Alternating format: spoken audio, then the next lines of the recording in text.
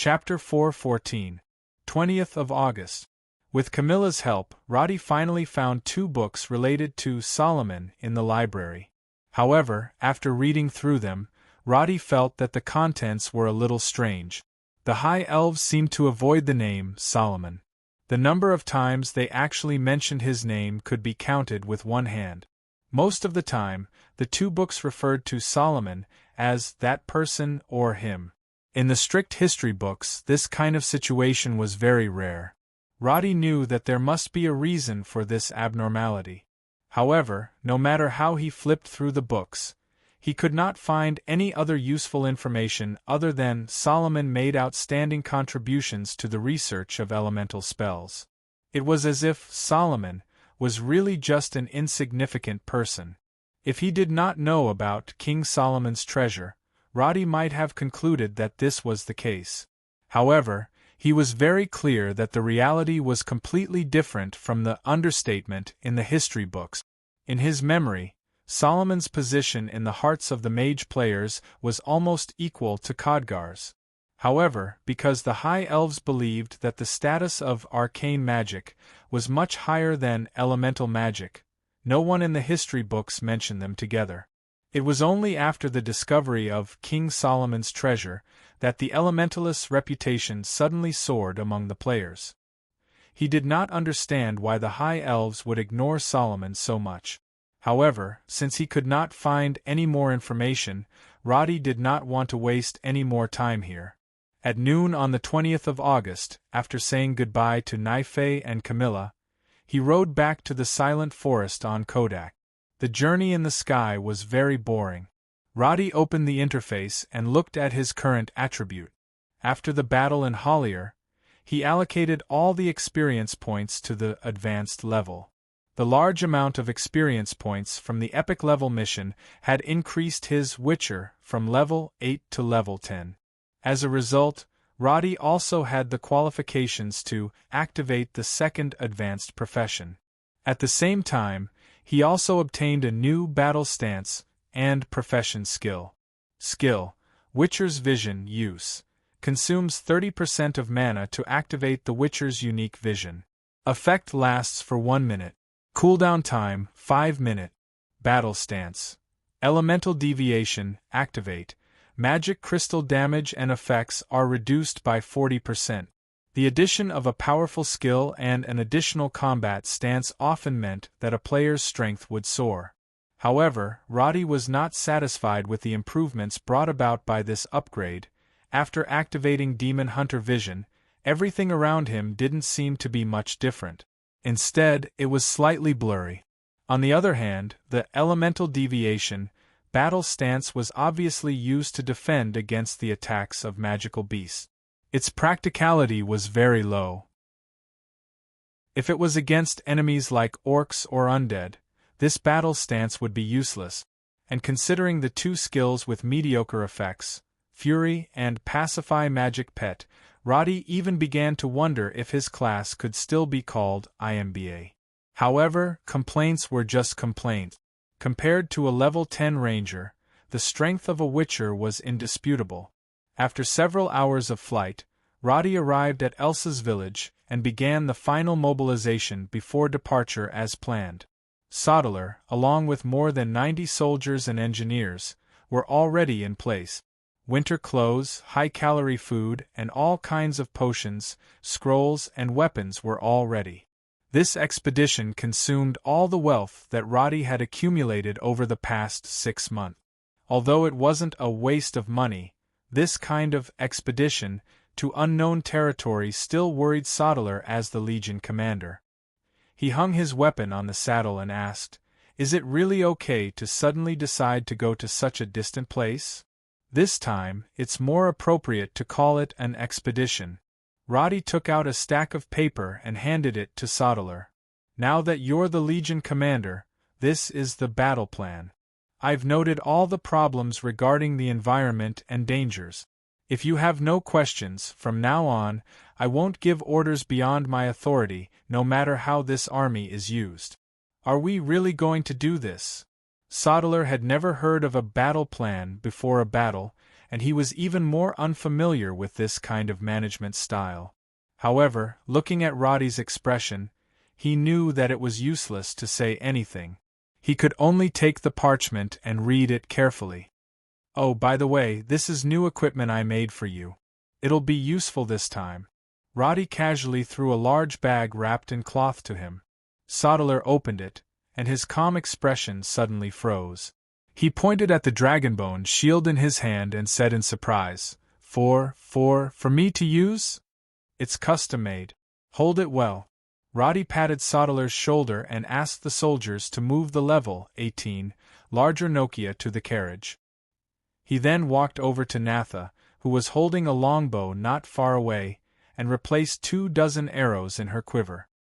"These arrows are more lethal and have some freezing effect. Familiarize yourself with them and then carry them with you." He looked down at the arrows in his hand that Natha had adjusted and commented, "Much better than before. Continue to work hard." "Okay." Looking at the teacher, who was so obedient to him, Roddy's mouth twitched, and he swallowed some words in the end. "Roddy, I feel, my chest is a little tight," Akasha said as she walked over. Akasha walked over from the side with a backpack on her back. She had changed into the excellent combat robe that Roddy had bought with his Rose Cross reputation points. However, because her figure was too voluptuous, the little priest tugged at the collar with a frown. "Then why don't you try unbuttoning it?" "That's all I can do." Akasha did as she was told, and when she looked up, she found that Roddy was staring at her.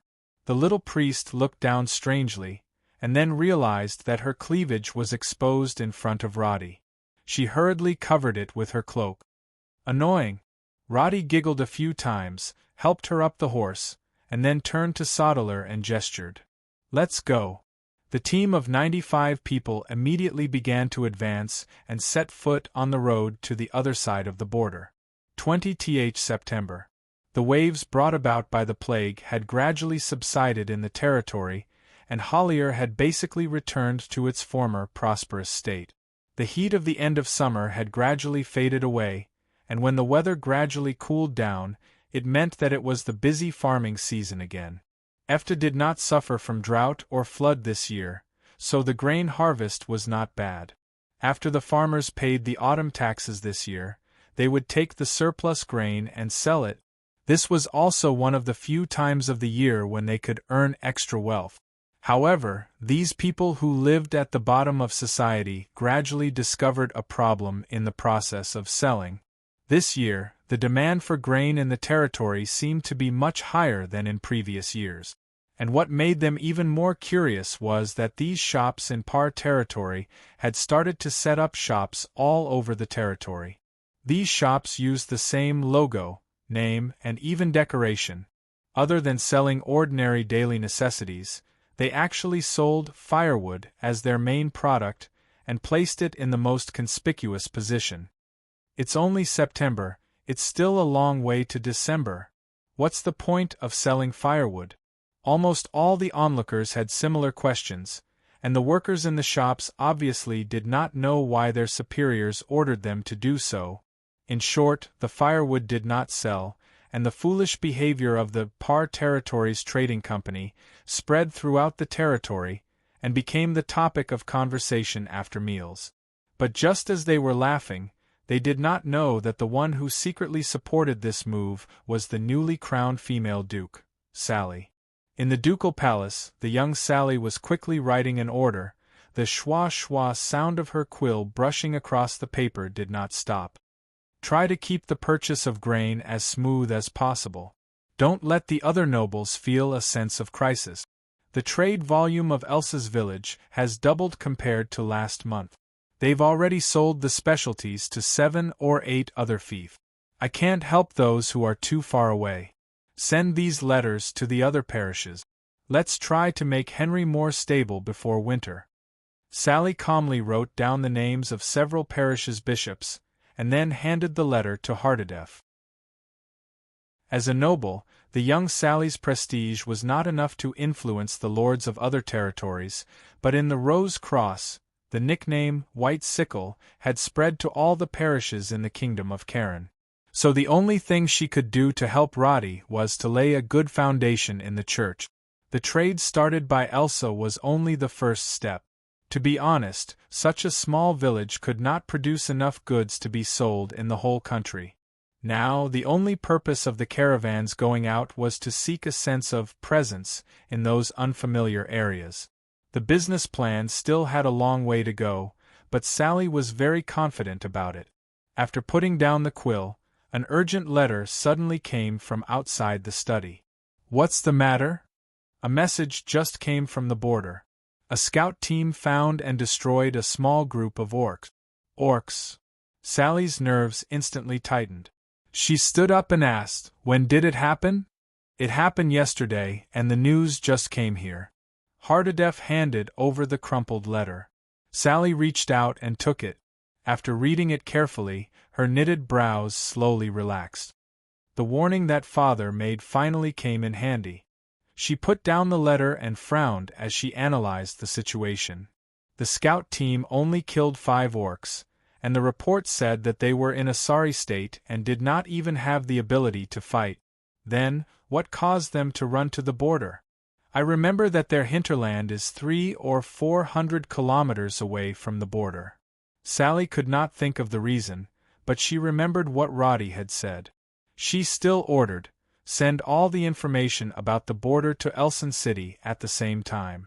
The female duke squinted her eyes and looked out of the window. Chapter 4:15. It had been more than a month since Roddy's team set off. The journey to the north had been rather smooth so far. After leaving Ifta, the team first followed the main road to the east of the kingdom, passing through 3 parishes before turning north. The teams they encountered along the way were basically sporadic mercenaries and merchant caravans. From beginning to end, they didn't see any bandits who dared to rob them. After all, it was still a peaceful year, and there weren't many bandits who dared to rob an elite troop of 100 people. The team maintained a constant forward speed, meticulously executing the marching plan on Roddy's plan. As the journey got further, the scenery on both sides of the road gradually changed. The differences in language, living habits, and food made these country bumpkins feel strange.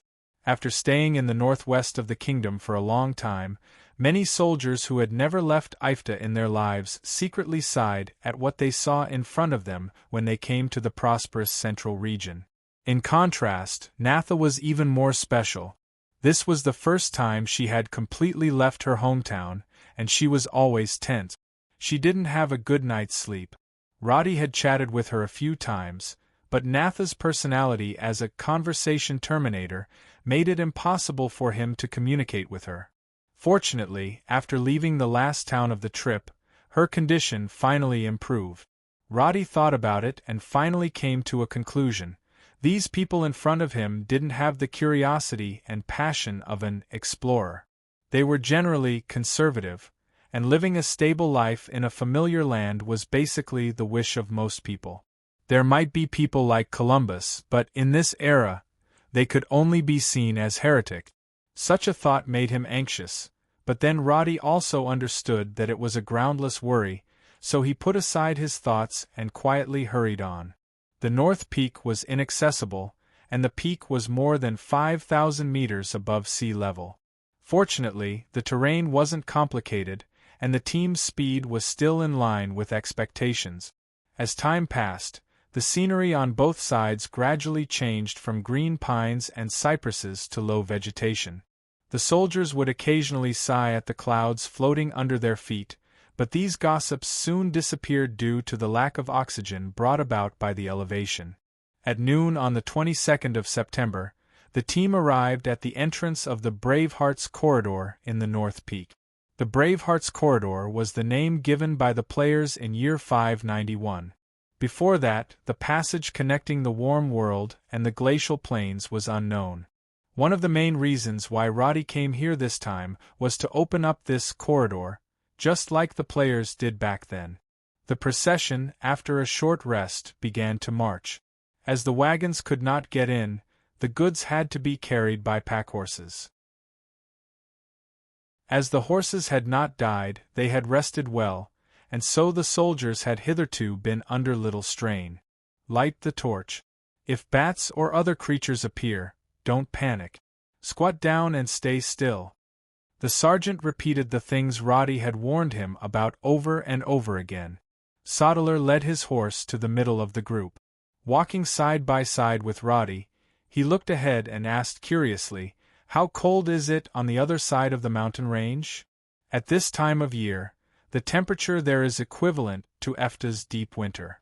Roddy pointed at the cloak on his body. "So we have to achieve our goals as soon as possible. If we delay until December, the temperature will be unbearable for ordinary people." He turned around and did not forget to remind Akasha to wear warm clothes. But Sodeler was obviously worried about something else.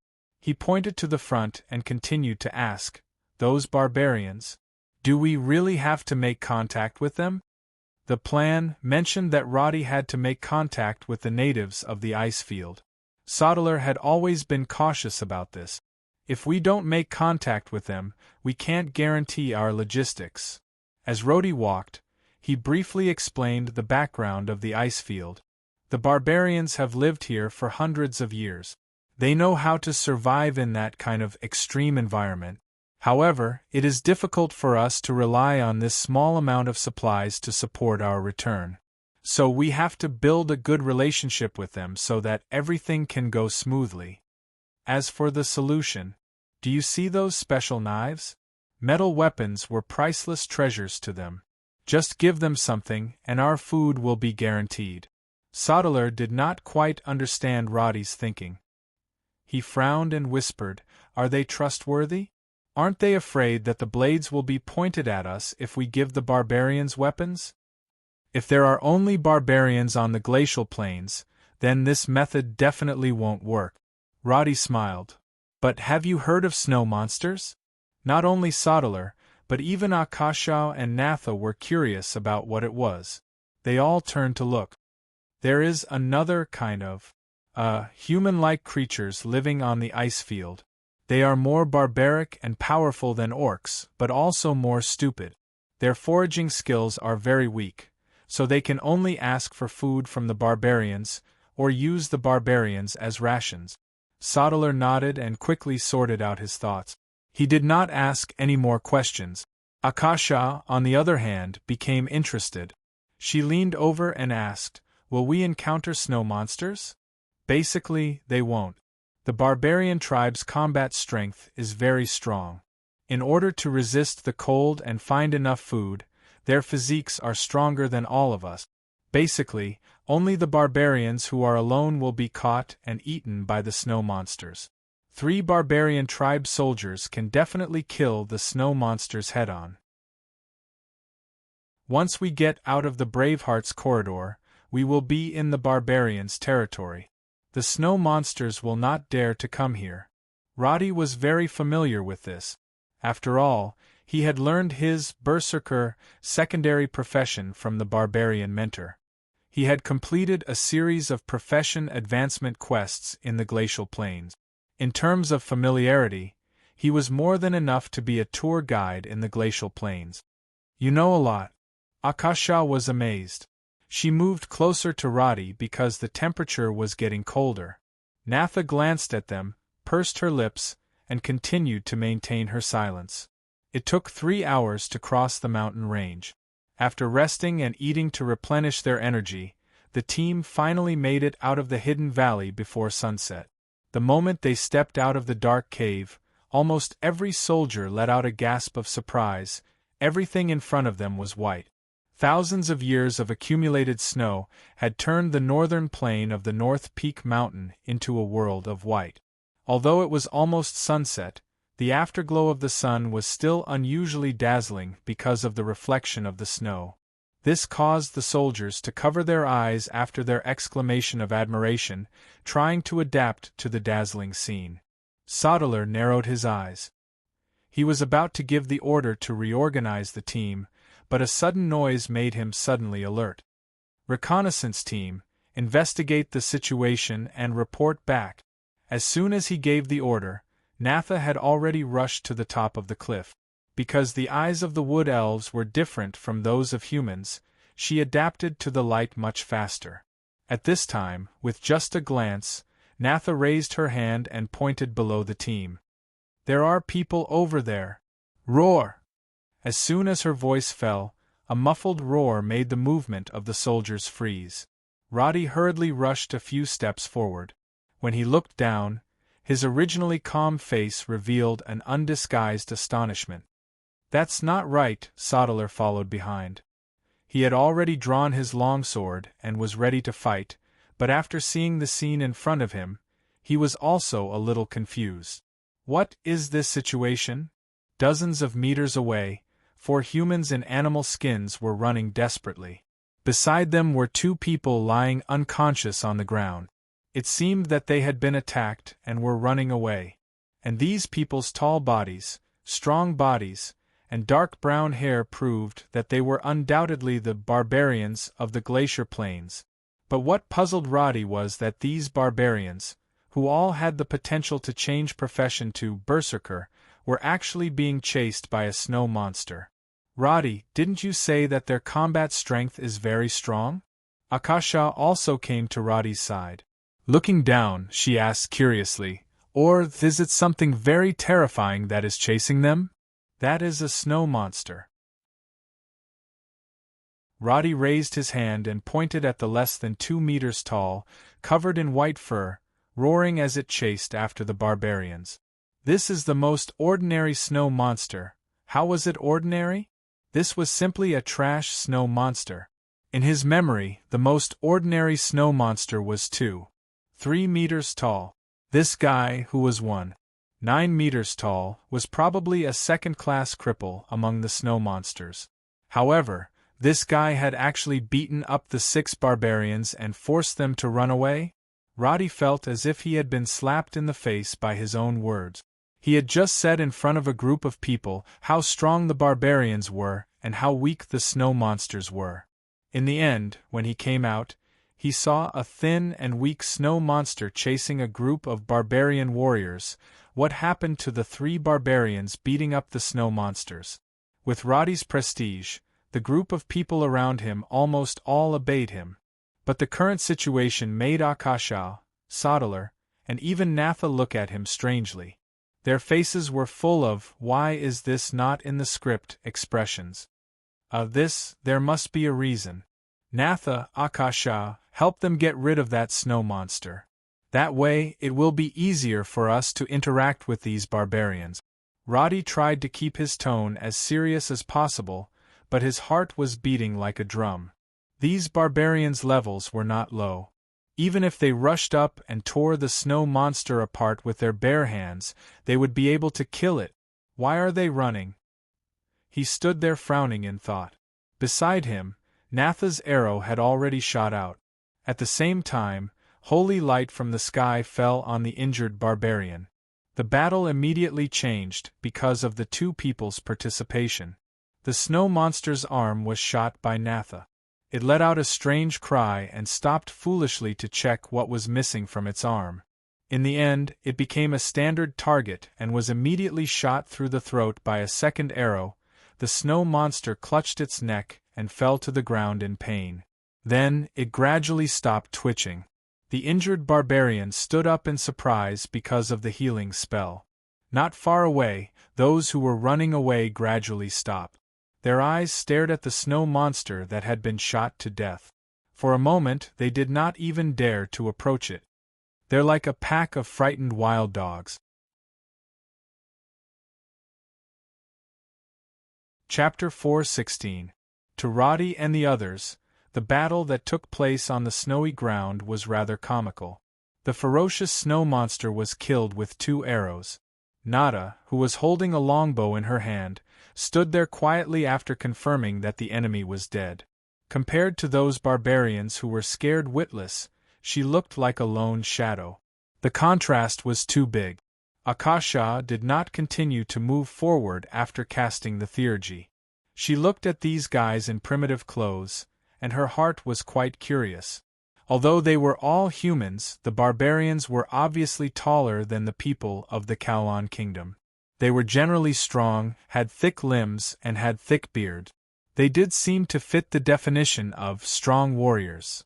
However, after careful observation, Akasha realized that although they looked intimidating, they did not have any aura at all. Although all of them held weapons in their hands, their eyes were filled with fear and fear.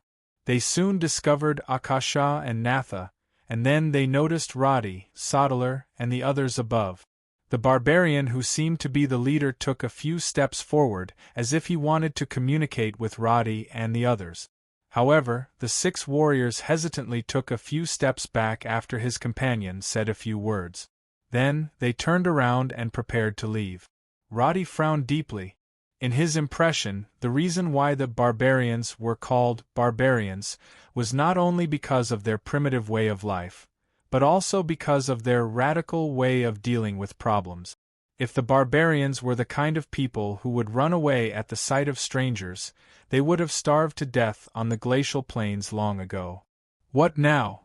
Sodalar sheathed his sword and said, I'm going to check the snow monster's corpse to see if there's anything unusual. You have the authority to use the team. Just cooperate with me at any time. Roddy took a few steps forward and noticed that another group of barbarians had appeared not far away. They met the 6 people who were about to leave and stopped to talk. The new team's equipment was also crude, but the leader looked quite young. Roddy saw that they were pointing at him, but he wasn't interested in taking the initiative to talk to them. He squatted next to the snow monster and focused on it. It's not an elite monster, nor is it a boss. Why? He muttered a few words and then heard the increasingly fierce quarrel not far away. When he raised his head, Roddy saw the scene of the young leader punching the deserter to the ground. After that, this guy looked at Roddy, tightened the leather shoulder guard on his body, and walked over with 2 one-handed stone axes on his back. The young barbarian leader did not grow a beard. His 2.1 meter height did not give off the feeling of an electric pole because of his well-proportioned muscles. His gaze was confident and his steps were steady. Roddy raised his eyebrows and sighed in relief. This was the barbarian tribe in his mind. Hello, friend from the Ice Plains. Before the other party could speak, Roddy had already greeted him in the barbarian's Zeta language. Roddy's pure greeting surprised the other party. He could not help but ask, You can speak our language? Then, he came to his senses and rubbed his head as he continued, Thank you for saving my men. I heard what happened. They shouldn't have escaped, so I punished them. The Zeta language was more primitive, and its vocabulary was not precise, so the meaning it conveyed was simpler. Roddy was not proficient in the language, but ordinary communication was enough. He looked at the man with a swollen cheek and said, Perhaps he has some misunderstandings about us. It doesn't matter. Then, he pointed to his chest and said, My name is Roddy, and I come from the other side of the North Peak mountain range. This is my team. Irvin of Bada. The structure of the barbarians was similar to that of the orcs. Due to the harsh climate and sparsely populated land, they did not have a fixed town. They were scattered across the land in groups, and Bada was clearly the name of one of the tribes. Roddy had been to the Bada tribe before, but he had no impression of the barbarian warrior in front of him. Curious, he struck up a conversation with the other party. Because he understood the temperament of the barbarians, Roddy became familiar with the other party after a few words. He also mentioned to Irvin that he wished to meet the barbarian leader. Go back with us? No problem, but I have to remind you that this road is very dangerous. Irvin pointed to the foot of the mountain. It's not safe from here all the way to Bada. You and your companions must be careful. And we have to hurry back as soon as possible. After the sun sets, it will be very cold here. No problem. Roddy rubbed his ears. Irvin's voice was too loud, and it sounded like he was quarreling. His eardrums were a little uncomfortable when he was close to him. But the northern races were basically like this, so Roddy had to adapt even if he was not used to it. After a few conversations, Irvin began to lead the team forward. Roddy walked side by side with Akasha and the others at the back. Sodeler tugged at the laces of his cloak and asked in a low voice, "They agreed so readily? Compared to the snow monsters, they are clearly more willing to deal with us." Roddy shrugged and curled his lips. "Of course, the main reason is that they are too naive and do not know the truth of the dangers of the world." This was not a simple joke. To put it bluntly, the barbarians were thick-skinned. Once they trusted someone, they would not consider the risk of being deceived. Sodeler was skeptical. He looked at the tall warriors in front of him and did not know what to think. Roddy supported Akasha with one hand and recalled all kinds of information about the Bada tribe in his mind. The road down the mountain was not easy to walk. As the last bit of light from the setting sun disappeared, the temperature in the surroundings, which was not high to begin with, seemed to suddenly drop. Fortunately, the soldiers were prepared. After putting on thick, warm furs, the team's speed was not affected much. Irvin walked in front with 2 axes on his back. His subordinates looked back from time to time, curiously discussing the combat power of these unfamiliar soldiers. The 2 teams maintained a distance of about 30 meters, one in front and one behind. Occasionally, when they stopped to rest, Roddy would send someone to bring some food and water to Irvin. The barbarian leader did not act pretentiously and quickly accepted the food and then distributed it to his own soldiers. This was not greed, because in the icy plains, missing a meal could be fatal. "That's not right." After the team walked for an hour, Roddy suddenly stopped and looked around. In his memory, the Bada should be in this area, but why was it empty? He looked around in confusion to confirm that his judgment was correct, but he could not see any signs of people living here. The buildings and villages in his memory seemed to have never appeared. This unexpected situation made Roddy feel a little vexed. At this moment, the warning sound of the whistling arrow instantly broke the silence of the night. "Enemy attack." As soon as she said that, Akasha, who was riding on the horse, immediately began to cast the holy light spell. Golden light suddenly bloomed, and on the snowy plains that were as bright as day, a few running shadows immediately appeared at the side and rear of the team. Roddy turned his head and saw 3 snow monsters in the distance approaching the team with strange cries. This discovery did not make Roddy nervous. He only felt puzzled. Why are there snow monsters here? Isn't this the hinterland of the Bada tribe? Could it be that their territory doesn't even extend here? While he was lost in thought about this question, the entire team suddenly stopped at Sodeler's command. The soldiers picked up their shields and held them in front and back, preparing to receive the attack. But before the snow monsters could rush to the front of the team, Natha, who was standing at the edge of the team, shot 8 arrows in a row. As the light of the second holy light spell gradually faded, she slowly lowered her longbow. In the distance, the 3 snow monsters all fell to the ground. The lingering sounds of wailing and struggling echoed on the snowy plains. Irwin, who had just confirmed the location of the snow monsters, stopped in his tracks and slowly inhaled. "Continue forward." Sodeler swept his cold gaze across the snow monsters' corpses and waved his hand to give the order. The next moment, the cavalry team that was ready to attack immediately retracted from the side, and the shield-wielding soldiers returned their weapons to the side of their saddles.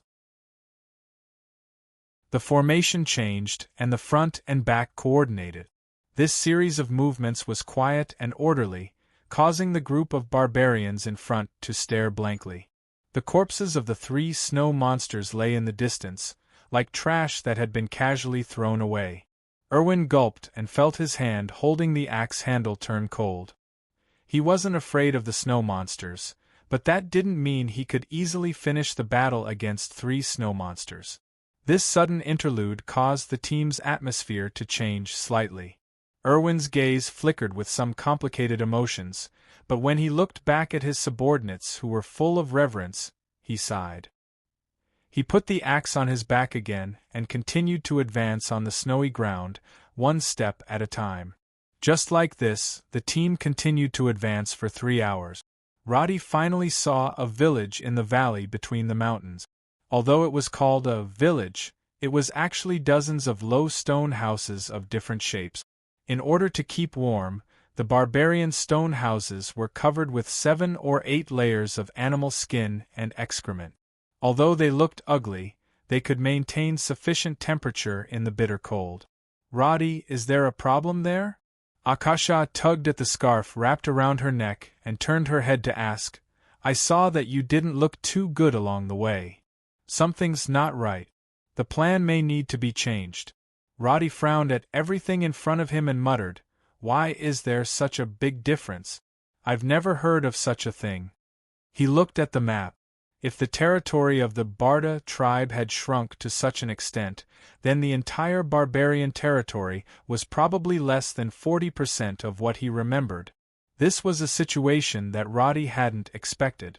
It wasn't that he hadn't considered the effects of the time difference, but in his memory, the barbarian territory hadn't changed since 590. How could there be such a big difference in just 1 year?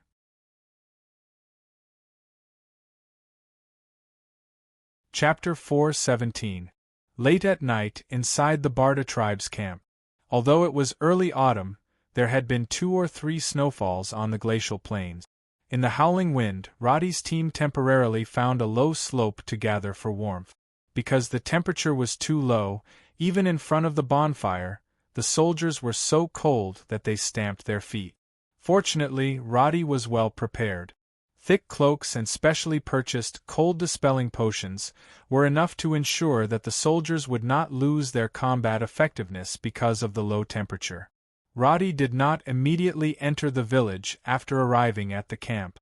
At this time, the team was resting here temporarily, just to wait for the tribal leader's reply. Young Erwin did not have the authority to bring a team of 100 people into the village. Roddy expressed his understanding, but he was also faintly worried. Everything in front of him had deviated from his expectations. Whether his plan could proceed seemed to have become an unknown. Wearing a heavy cloak, the snow crunched under Roddy's feet. He looked at the faint houses in the distance, feeling inexplicably vexed. The feeling of not being in control is really annoying. At the same time, in the largest circular stone house in Barda village, Erwin was frowning and standing at the edge of the house, enduring the tribal leader's reprimand. Trespassing into the snow monster's territory without permission almost caused the team to suffer losses, and you still have the right to hit your men? Did you even listen to what I said? The middle-aged man named Alwala shouted at Erwin. His voice shook Erwin's head, but the young man was not at all convinced. He stiffened his neck and replied, I can't find food in the original hunting area. I have to go further to find it. What do you want me to do? Then what did you find? You came back empty-handed, and you still have the guts to answer me? Alwala's cheeks were flushed with anger. Some of it was because Erwin talked back, but more of it was because the other party was right.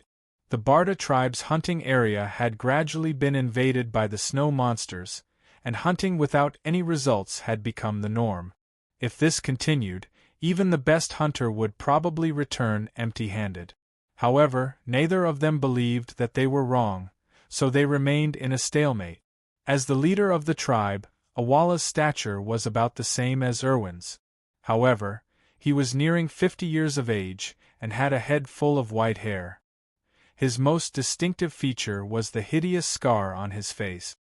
His blind left eye was gray, and when he raised his gaze, he had an intimidating aura. I didn't bring back food, but I brought back this group from the other side of the mountain. Their leader has talked to me and is willing to help. Erwin took out a machete from behind his waist. This is the weapon they use.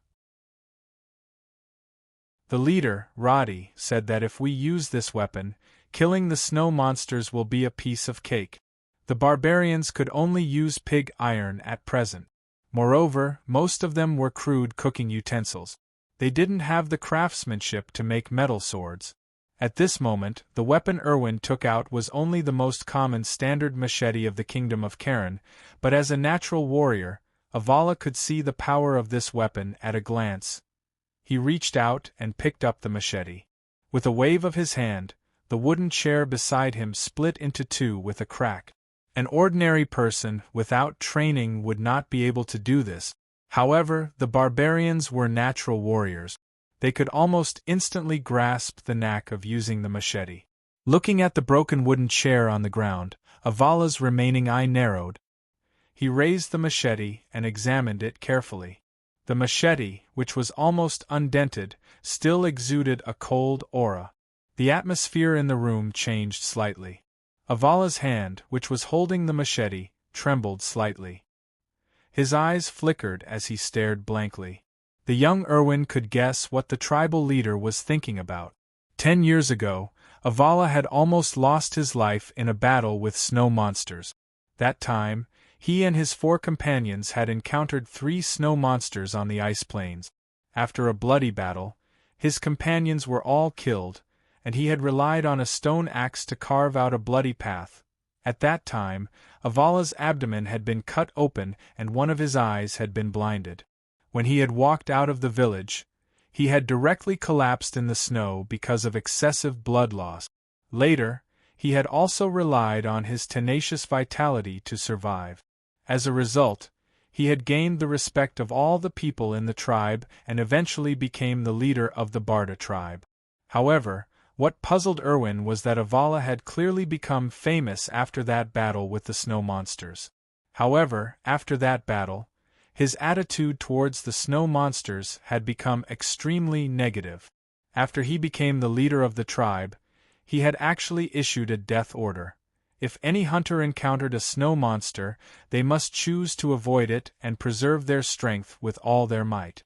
The barbarians had a fiery temper, but it did not mean that they were all desperados. Avala's starting point was not wrong.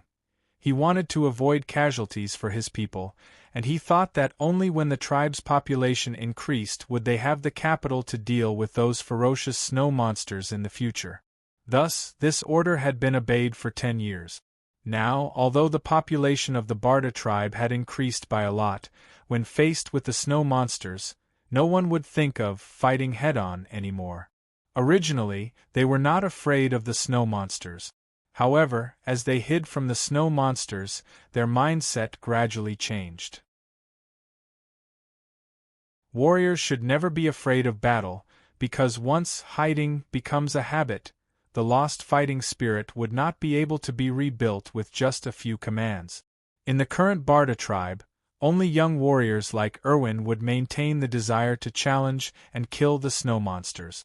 As for the old hunters who had been abiding by the rules for the past 10 years, they had long lost the courage to fight the snow monsters to the death. Avala stood there in deep thought for a long time. He held his scimitar and observed it several times. After nearly 3 minutes he finally asked, "How many of them are there? What did they say?" Erwin answered truthfully, but did not mention the encounter with the snow monsters on the way. Avala thought for a moment, then waved the scimitar in his hand. "The leader called Roddy said that he would give this weapon to you?" "No, he just said that if we are willing to provide them with suitable resting areas and food, they are willing to exchange these weapons." The young man did not notice the glint in Avala's eyes. He continued, "The leader also said that he brought a lot of similar weapons this time, enough to arm all the hunters in the tribe. You've finally done something good." Avala seemed to have lost his previous anger in an instant. He patted Elson on the shoulder. "Go back and rest first." "That? I don't have to go find them?" "No, I'll get someone to inform them." Erwin scratched his head. He had thought that they would continue arguing, but things seemed to have developed unexpectedly smoothly. After thinking about it, there was nothing more to say, so he turned and left. When Avara was the only one left in the room, the barbarian leader lowered his head and stroked the edge of his scimitar with his fingers. He whispered to himself, "If food is provided to you, then what do the people of Bada eat?" As midnight approached, Roddy finally received a reply. However, the person who came was no longer the energetic Irwin, but an old warrior of about 40 years old. The other party spoke in a low, muffled voice. After the two of them gestured for a long time, Roddy finally understood what the other party meant. "You mean, you want us to go to the call on the other side of the village?" That's what the leader of Avala said. The village migrated from there and left behind many houses that can keep warm. This result was not unexpected. Roddy could not think of a reason for the other party to refuse, so after expressing his gratitude, he immediately let Sodeler lead the team to move and strive to reach there as soon as possible. Although the cloaks were thicker and heavier, no one could withstand the temperature of -20 to 30 degrees Celsius for too long. Those thin tents were not as warm as the barbarian houses. Sodeler understood this, but he still asked, "Abandoned buildings? Is there any problem there? What difference can there be in the snow? It's less than 4 kilometers away, and the soldiers are freezing. The sooner we get there, the sooner we can be at ease." Since Roddy had spoken, he did not say anything else. He turned his head and began to let the soldiers pack up the tent. "Natha, don't forget to drink the anti-cold potion. Don't force yourself in such an environment." Roddy saw that her lips were a little purple from the cold and quickly handed her the potion. He then turned his head and helped Akasha tie the belt of her hood. "Just hold on a little longer. We'll get there as soon as possible. There won't be snow monsters over there, will there?" Akasha had a deep memory of the encounter during the day, and she could not help but feel a little worried. Snow monsters won't go near the barbarians' territory. Besides, why would our troops be afraid of snow monsters? Roddy was very confident about this. 2 things. Today is the Nanjing Massacre Memorial Day. We have not experienced that period of history, but we all know what it means. Don't forget the shame of the country and work hard to improve yourself. Building a strong country is not a matter of shouting slogans. Starting from yourself is the most important thing. Fortunately, after graduation, the country deducted a lot of my royalties, so I can say that with more confidence. The other thing is about my recent state. These days, I really feel mentally exhausted. My mind is always wandering when I write. My memory is starting to deteriorate, and I even drive on the wrong road. After writing a book for more than 3 years, this is the first time I feel powerless. I'm considering taking a 3 to 5 day long vacation to completely relax. If I continue writing like this, I think this book will be ruined.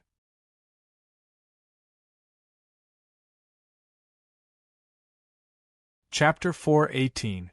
It was late at night. The wind in the Deathward Canyon was bitterly cold. Due to the special terrain, the howling of the wind sounded like the roars of some ancient creatures. The magical beasts hid in their nests to avoid the cold. In such a high temperature, even the nocturnal animals that came out to forage for food were nowhere to be seen. At the end of the canyon, everything was silent again. An invisible barrier blocked out all the wind and snow, making the cave not look like a passageway, but like a door to another world. After passing through the pitch-black tunnel and looking at the interior of King Solomon's treasure, one would find that it was completely different from the outside of the cave. The cold that could freeze a drop of water instantly disappeared. Under the bright moonlight, all they could see was green vegetation. The air was moist and warm, and the chirping of insects and birds never stopped. The warm wind that blew against their faces carried the fragrance of spring flowers. The shadow dragon Marinsura strolled in the forest that appeared in the glacier. She looked ahead cautiously and walked forward. In the eyes of others, everything in front of them was strange enough. How could there be a tropical rainforest with a temperature of -30 degrees Celsius in an environment with a temperature of -40 degrees Celsius? But Marinsura didn't have too many questions about this.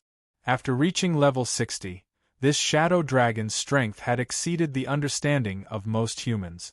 Therefore, everything in front of her was not strange at all.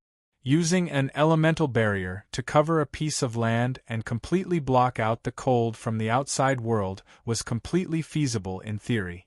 However, even though it was feasible in theory, normally, such a barrier would only cover a few hundred square meters. Marinsura had never thought that a barrier could cover an area of more than 10,000 square kilometers. Obviously, the forest in front of her was already a miracle. The earliest elemental barrier was used to study magic. The method was to increase the concentration of a certain element within the barrier and then test the effect of certain magic spells. The idea was similar to the superconductor under absolute zero in modern science. Similarly, in Marinsura's eyes, this huge elemental barrier might also be used for an experiment. But what was the object of the experiment? To create a world? The temperature, humidity, and species of living things here were no different from a real tropical rainforest, but a barrier couldn't make these things grow on their own. So what did the person who created this barrier want to do? Marinsura strode forward. The branches and weeds in her way were pushed aside by an invisible force. All the creatures avoided her because of the dragon's aura. After walking for more than an hour, she came to a clearing that was obviously man-made. 3 paths leading to different directions were laid out in front of him. The shadow dragon frowned slightly. She did not come here to play or explore. The history books recorded that there were treasures buried by Solomon, and each of them was powerful enough to shock the world. But where were these things hidden? She scanned the path in front of her and discovered that her senses had been completely cut off. She couldn't see what was at the end of the path at all. However, she could vaguely sense that each path had a different level of restriction. After a brief moment of contemplation, she arrived at the path on the far right and raised her hand into the air. Child's play. As she spoke calmly, a wall-like barrier suddenly appeared in the air. Countless complex patterns and incantations flickered, but they were instantly melted and dispersed as soon as Marinsura's fingertips came into contact with the barrier. More than 20 different types of protective barriers were easily destroyed by Marinsura in less than a second. The levels of those barriers were probably unbreakable in the eyes of human magicians, but in front of the shadow dragon, they were no different from a thin layer of paper. The 3 paths had 3 levels of incantations and protection. Among them, the barrier in front of her was the highest level and the most difficult to break. Logically speaking, the best treasure must have the best protection, so Marinsura chose this path without hesitation. The bright incantations floated in the air and disappeared. All the dangers seemed to have been eliminated, but when Marinsura took a step forward, a violent elemental fluctuation made her eyes widen instantly. Buzz, Marinsura instinctively cast countless shields, and then realized that the elemental fluctuation didn't attack her. Puzzled, she took a step back, but her back bumped into a sturdy tree without warning. What? Marinsura turned her head abruptly. The clearing was no longer in front of her. Everything seemed to have disappeared, and in its place was a completely unfamiliar forest. This scene made her heart tighten. Could it be that the barriers I broke just now were just a trap to numb the enemy's vigilance? But at this moment, Marinsura had no way out. She took a deep breath, felt the elemental fluctuation in front of her, and walked forward. You mean, in that troop, those 2 women are the most powerful? On the other side, in the village of the Sparta tribe, the chief of Avala was asking a few hunters in front of him in a low voice. Erwin had already returned to his house to rest, but the few subordinates who had hunted with him today were all called to the chief's side, and were asked to carefully describe everything they had seen and heard. Avala's single eye was slightly narrowed, and his expression seemed to be uncertain. After listening to the description of these subordinates, he seemed to be a little hesitant, and he paced back and forth in the house. Although barbarian usually meant barbaric, it did not mean that everyone was as naive and pure as Erwin. The fact that Avala could lead his tribe to survive in such a harsh environment for 10 years naturally meant that he possessed extraordinary wisdom. But this wisdom couldn't solve the biggest problem in front of him. If the hunting grounds continued to be suppressed by the snow monsters, perhaps the tribe would soon face the most severe famine in history. When that happened, the infants and children in the tribe who were crying piteously for food would have no way to survive, and there was a high chance that they would become rations. Such a thing sounded cruel and unimaginable, but in the cruelest environment, the word morality really couldn't be applied to the barbarians who had lost their rationality due to hunger. Because people who lived in a comfortable environment would never understand the fear brought about by hunger, and the madness behind this fear. Selfish? Vicious? Ungrateful? In Avala's view, there was nothing wrong with his decision. When he had a suitable excuse for all his actions, the hesitation at this time was only because he was thinking about the specific way to carry it out. Gather all the veteran hunters, take all the weapons, and set off now. He clenched the scimitar in his hand and continued, "Be careful not to call Erwin and those young fools. With them around, they will only ruin our plans." "Roddy, is that village really only 4 kilometers away?" In the cold wind, Sodaler, whose face was stiff from the wind, turned to ask Roddy. The latter was also cold from the extreme weather. He opened the map bar, glanced at it, and muttered, "Was that guy not talking about this place?" The barbarian who passed the message from the Sparta tribe's territory did not follow the team. The barbarian returned to the village after pointing the way, and Roddy only set off after repeatedly confirming the address. But when he arrived at the place, he found no trace of the village in front of him. "Akasha, light up the place." "Okay." The little priest was also stiff from the cold. His hand, which was hidden under his cloak, trembled as he raised it. Holy light was continuously released into the dark night sky along with a stumbling prayer. Over there!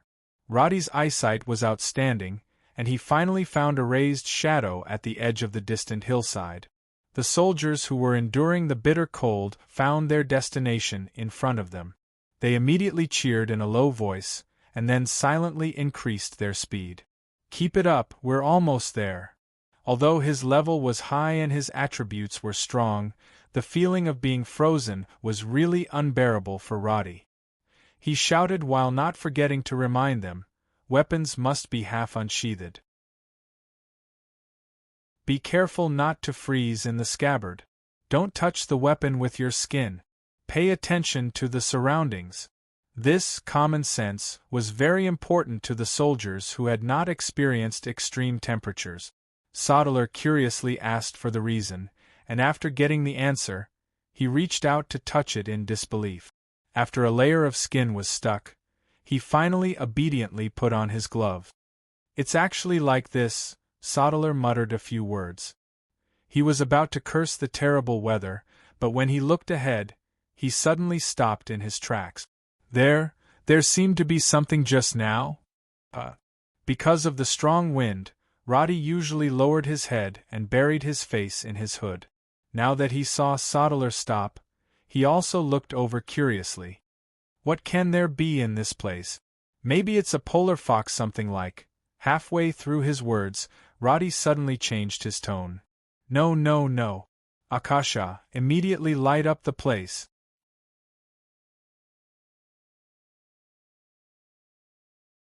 Chapter 419. Under the moonlight, the visibility of the plain was not low. The buildings nearly a kilometer away cast irregular shadows on the silver ground. By the time Sodaler noticed that something was wrong, Roddy had already used his environmental acuity to find out what those squirming shadows were. Snow monsters. Tall and strong adult snow monsters with long fur all over their bodies gushed out of those abandoned houses. They were alarmed by Akasha's holy light spell.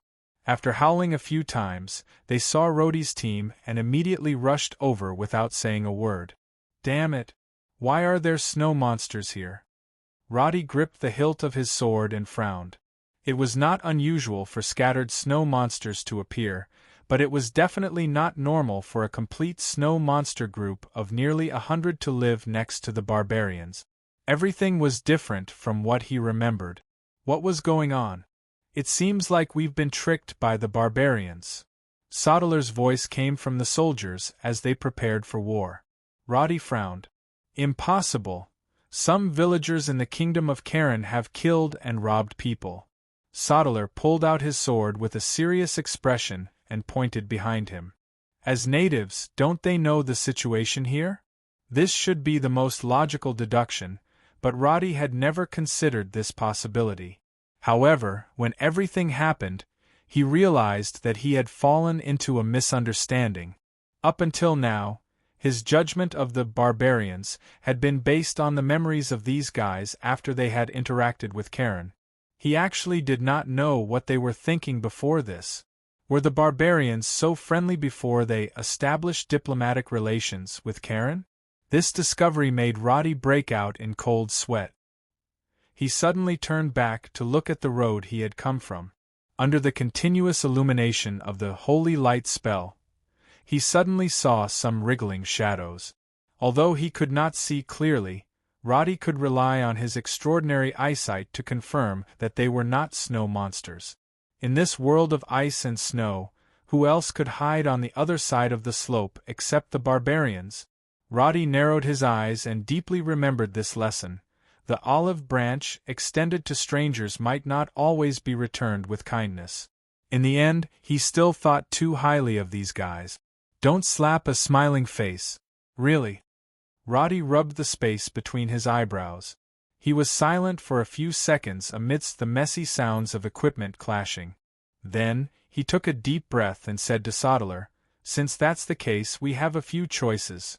The snow monsters did not seem to be moving slowly, but they were still at least 5 minutes away from Roddy. In the face of such a threat, Sodeler and Roddy didn't look nervous. In just 10 seconds, Roddy ended the conversation. After handing over command of the battle to Sodeler, he decided to give up on participating in the battle and become a spectator to see the results of Sodeler's training. For a long time, Roddy had always been the model of leading by example. However, he gradually realized that if he really wanted to have the right to speak in the kingdom of Karen, a single person's bravery was not enough. A powerful army was the most important foundation for all of this. If raising an army was like forging a knife, then now it was time to sharpen the blade. Sodeler, who had taken over command, did not shout at the troops. After giving a few hand signals to his adjutant and briefly explaining the order, the troops of nearly 100 people immediately began to move silently.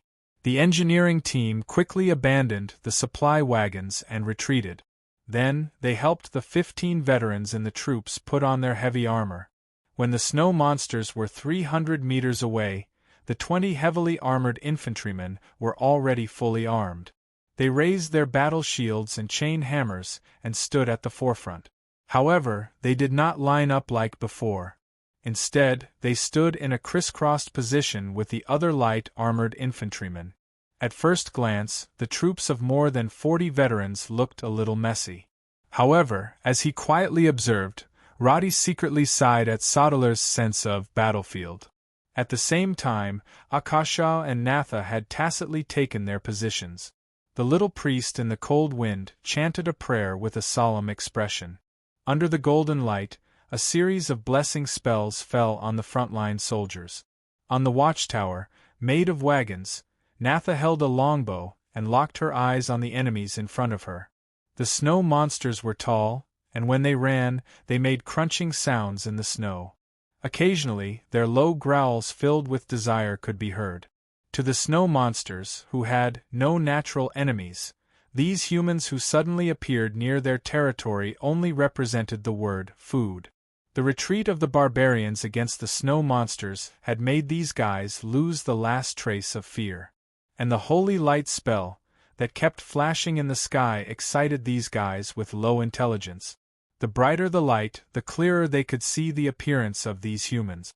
The desire to kill that arose from this became more and more irresistible in the whistling northern wind, The snow monsters gradually approached Rhodey and were only 100 meters away from him. These will be torn to pieces by the snow monsters. At the same time, the barbarians beside Awala could not help but shout. There were a total of 47 barbarians here. Their leader, Awala, held a stone axe and squatted at the front of the team. His eyes were fixed on the flashing holy light in the distance. He replied, "These snow monsters are enough to destroy a tribe. It's useless even if they have more people. When the snow monsters are done, the remaining weapons will belong to us." Awala was extremely satisfied with his plan of killing with a borrowed knife. But he did not realize what effect his unintentional words had on his subordinate. The concept of invincible snow monsters had unwittingly been regarded as common sense and truth by these veteran hunters. So much so that almost no one had any doubts about it at this moment. "Chief Awala, what if there are still people alive?" A young barbarian asked this question. However, his question caused a burst of laughter in the group. "How is that possible? Why are you as stupid as that Irwin kid? That's more than 20 snow monsters." There was no need for Awala to even speak. The only voice of doubt had already disappeared. Awala waved his hand and made a gesture. "We only need weapons, nothing else." As he spoke, the snow monsters in the distance had already come into contact with Roddy's team. Are they crazy? It's too late to even escape now. What a bunch of fearless outsiders. They have no idea how terrifying the snow monsters are. Looking at the battlefield under the holy light spell, these barbarians did not forget to mock them at first. But after a dozen or so seconds, all the voices collectively faded. What followed was the sound of uncontrollable gasp. The continuous holy light spell suddenly stopped. Just as everything was about to return to darkness, a ring-shaped light screen bloomed, casting the divine grace spell that increased the defense of the shield over the entire team. Accompanying the divine grace spell was a rain of arrows from the engineers in the rear. Although they had received short military training, their arrows were not accurate. They did not need to aim when dealing with such large and unarmored targets.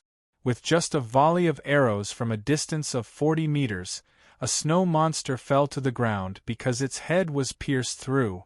The other snow monsters with thick skin and flesh were difficult to hurt by the arrows. They roared as they ran the last stretch of the road, swinging their fists at their targets like before. Boom! The enemy was not smashed into pieces. On the contrary, the holy shield easily blocked the snow monster's attack. The shield-wielding heavy-armored infantry did not retreat at all. Instead, they charged forward and smashed their shields into the abdomen of the snow monster. Bang! The snow monster leaned back, seemingly angered by this short enemy. It roared and reached out to grab the enemy's head, but just as it raised its arm, a long sword pierced through its thigh. At the same time, a short spear came from the side and pierced into its chest, stuck between its ribs. Crack! The snow monster broke the short spear. Feeling the pain, it prepared to continue attacking, but it saw a black shadow coming at it. Paw! The heavy flail drew an arc in the air and smashed into the skull of the snow monster along with the astonishing strength of the heavy-armored infantry. The unprotected skull was instantly smashed like a watermelon. The snow monster's flailing arms drooped, its huge body swayed for 2 seconds and finally fell to the ground. The snow monster only had time to attack twice, and in less than 3 seconds, it was directly taken down by the attack team of 4. At the same time, a similar scene was happening on the front line. The snow monsters charged into the formation with brute force, but found that no matter how they attacked, they could not kill the heavy-armored infantrymen at the front. Just as they were about to attack again, these well-coordinated squads easily injured or even killed them. It was not that they were not strong enough, it was just that their bare-handed attacks were completely ineffective against the soldiers protected by the Holy Shield. Even if they relied on the impact of their weight, the average level, 15 snow monster was still unable to do anything to the level 20 elite soldiers. Countless times of stress resistance training, battle formation drills, and constant training in their hearts had already made these former scouts extremely calm. At this moment, the flail replaced the longsword as the most lethal weapon in this battle. The tall and long-armed snow monsters were difficult to get close to, but once they seized the opportunity, the flail with all their might could always cause great damage to these unprotected enemies. If it was light, their bones would be broken, and if it was heavy, their heads would explode. It was as if the snow monsters had crashed into a wall, and they were completely submerged before they could even cross the first line of defense.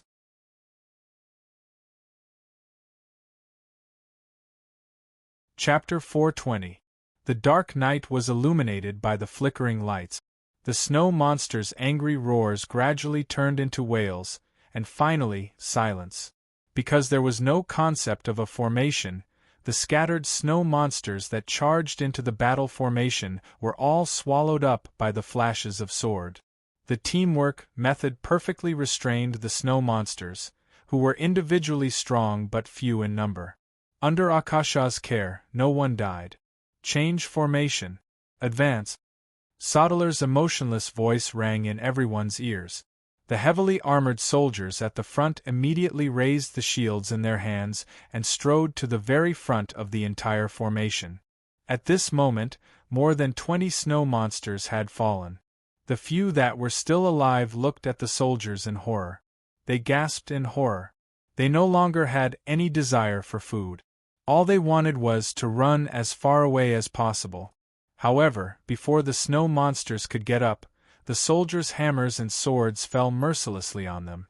Like a farmer harvesting wheat, the 20 heavily armored infantrymen at the vanguard began to advance in a rhythmic pace.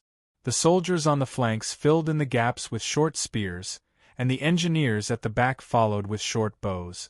There was no sign of chaos after the battle. All the soldiers were as calm as ever. Roddy was very satisfied with the performance of this defensive battle. At this time, he still did not interfere with Sodalar's orders. He just silently followed behind the troops and continued to inspect. The first batch of snow monsters that appeared was not the full strength of the snow monsters in the abandoned village. As the soldiers slowly advanced, the snow monsters that followed began to foolishly pounce on the troop. 1, 3, 10. The scattered figures on the horizon appeared one by one, and then they were silently devoured by the troops. Thud, thud, thud. The footsteps of nearly 100 people gradually became unified as they advanced, echoing across the snowy plains like a pressing drum. Behind the slope a few hundred meters away, the barbarians, who had been relaxed just a moment ago, were now completely silent. Not only did they see the death of the snow monster's vanguard, but they also saw these short humans walking step by step into the village full of snow monsters, flattening everything with their dull footsteps. Gulp. Awala swallowed hard, his eyes still fixed on the faraway village. The screams of the snow monsters in the village gradually died down, and then he saw the light of the torches, and then the smoke of the abandoned roofs slowly rose. They actually, for a moment, Awala did not know how to organize his words. Their original plan had been completely overturned, and they had even taken a completely opposite path. This unexpected result caused the barbarians to collectively lose their voices. They were well aware of how many snow monsters there were in this abandoned village. In any case, Awala had absolutely no intention of clashing with them. He had even considered asking his tribe to retreat again. But now? Leader, do we still attack? The question beside him pulled Awala back from his chaotic thought. He paused and wanted to speak, but found that his throat was so dry that he could not speak. Attack! The horrifying scene of the snow monsters tearing his comrades apart flashed before Awala's eyes. The bone-deep fear caused him to shiver. Hundreds of powerful snow monsters had been wiped out just like that. In the face of such combat power, could they rush forward and snatch anything? If you think it's possible, then go ahead. Even though he knew that it would be disheartening to say such words, Awala had no choice but to give up on the idea of continuing to attack. The barbarians were not good at using their brains, but their instincts were very sensitive when it came to combat. When the difference in strength was too great, Awala would definitely not be so foolish as to send himself to death. Maximizing benefits with the smallest loss was Awala's principle, and also the only secret that he had been able to maintain a positive growth in his tribe's population for so many years. After the order was passed down, the barbarian hunters silently began to retreat. They left a trail of footprints in the snow. Awala walked among the troops, his face gloomy as he thought about the next step. From time to time, he would turn his head back and look at the village that once belonged to them in the distance. There was an indescribable complex emotion in his eyes. He had made what he thought was the right choice, but he did not notice that the hunters around him, who were used to escaping, had long lost the fighting spirit that once belonged to warriors. Because at this moment, they no longer even had the emotion of defeat. The next day, the green smoke produced by the stove was blown away by the northern wind. When the sunlight reflected off the snow and illuminated the ground, the traces of the battle from last night were clearly displayed in front of Roddy. The spilled blood extended from the faraway slope all the way to the village. The corpses of the snow monsters were scattered on the white and red ground. The tragic scene reminded Roddy of the time when he was attacked in the territory of the Orc Kingdom. I really didn't think that. This problem was not solved by them. After thinking for a night and making adjustments to many of his plans and ideas, Roddy finally adjusted his mentality. He once again stood on this icy land as an explorer and a conqueror. The 120 snow monsters that occupied the village were completely slaughtered by the troops that were like steel meat grinders. With Akasha's protection, the team did not suffer any losses. Only their potions and weapons were damaged. With firewood and a warm house, the team could finally have a good rest. However, Roddy and Sodeler discussed under the light for a night and finally decided on the next plan. When Emperor Cohen reclaimed the lost land, the residents did not show any signs of welcome. Even the refugees were like that, let alone these guys. Sodeler, who was wearing a leather hat, rubbed his eyes and yawned as he tied his fur coat tightly. If you want to cooperate, sometimes you can only rely on force. This time, it can be considered a lesson learned. It should be a lesson learned. To put it bluntly, it's still my first impression. Roddy did not shirk his responsibility. The friendship between the two did not need to say too much nonsense. At least after a night of battle, Roddy was completely at ease with Sodeler's abilities. He trained his troops well and was decisive on the battlefield. This sharp blade general in front of him already had the ability to split gold and stone. The two chatted outside while Akasha prepared breakfast in front of the stove in the house.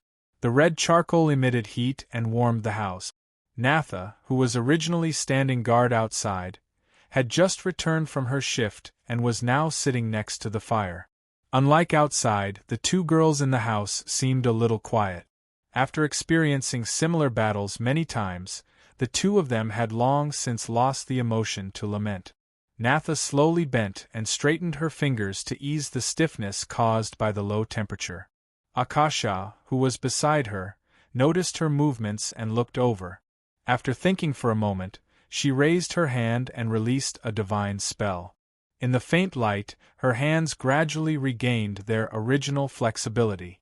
Natha looked down and raised her eyes somewhat unnaturally. Her lips moved a few times and finally said, "Thank you." Akasha always had some misunderstandings about this beautiful but always silent wood elf. But after spending some time with her, she also understood that there was no ambiguous relationship between her and Roddy. If they saw each other, showing kindness and friendliness was what she felt she should do. She smiled at Natha, handed her a piece of bread, and then got up to call Roddy.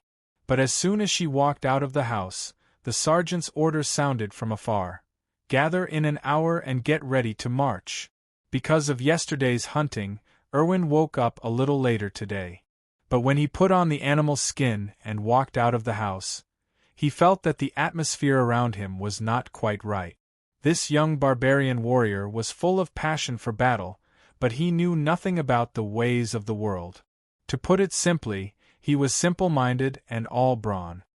He could not see the gloomy atmosphere that shrouded the tribe, but he felt that the chattering women were noisier than before.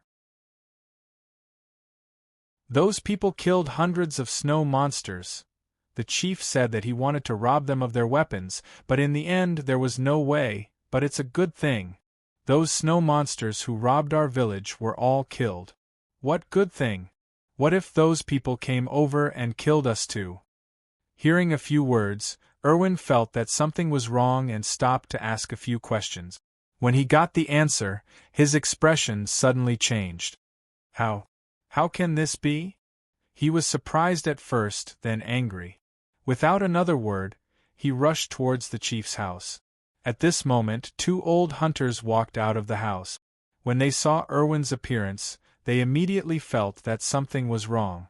They reached out to stop him, but were pushed away by this young warrior. I have something to ask the chief. The barbarians did not care about seniority. They only cared about individual bravery. Although the two hunters were old, they were no longer Erwin's match. Now that they were pushed away by brute force, they could only watch as he entered the house. What do you want to ask? Alwala could hear Erwin's loud voice clearly. He stood up slowly, and the entire house seemed to narrow because of his strong body. Why did you attack them? If not for those people's help, at least 4 hunters would have died yesterday. The feeling of being deceived made Erwin furious. Even if the other party was the chief, he still wanted to know the truth. What do you think they are? Watch your attitude. The 2 hunters outside the house rushed in and grabbed Erwin's shoulders, but he shook them off unwillingly. He took a step forward and said, "You have to give me an explanation." In the tense atmosphere, it seemed that a fight would break out in the next second. But at this moment, there was an uproar outside the house, causing Erwin and Alwala to turn their heads. Those fellows are here.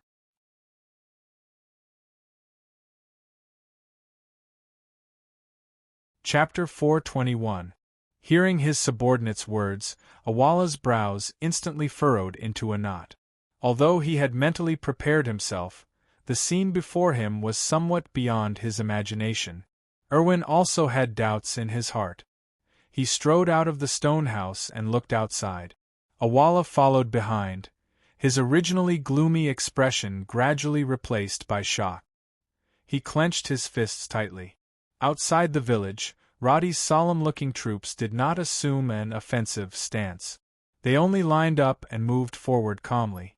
To the other barbarians, these shorties were dressed no differently from the day before. If there was anything different, it would be the small mountain they had piled up outside the village. The smell of blood assailed their noses from afar. The barbarians, regardless of their age or gender, all stared dumbfoundedly at the hundreds of skulls that had been gathered by the soldiers. The snow monsters were sturdy, so their heads were naturally not small. The strong adult males would even grow horns, some even comparable to yak heads. But now these hideous skulls were piled up there motionlessly. To the barbarians who had been oppressed by the snow monsters for a long time, this was a huge blow. After the troops piled up the skulls, they continued forward. There were no suffocating footsteps, nor were there any dazzling glints of swords. Their posture was as if they were casually throwing away some trash. After stopping at the village entrance, the leader, Roddy, greeted the barbarians with a smile. "Hey lad, your beard looks very handsome."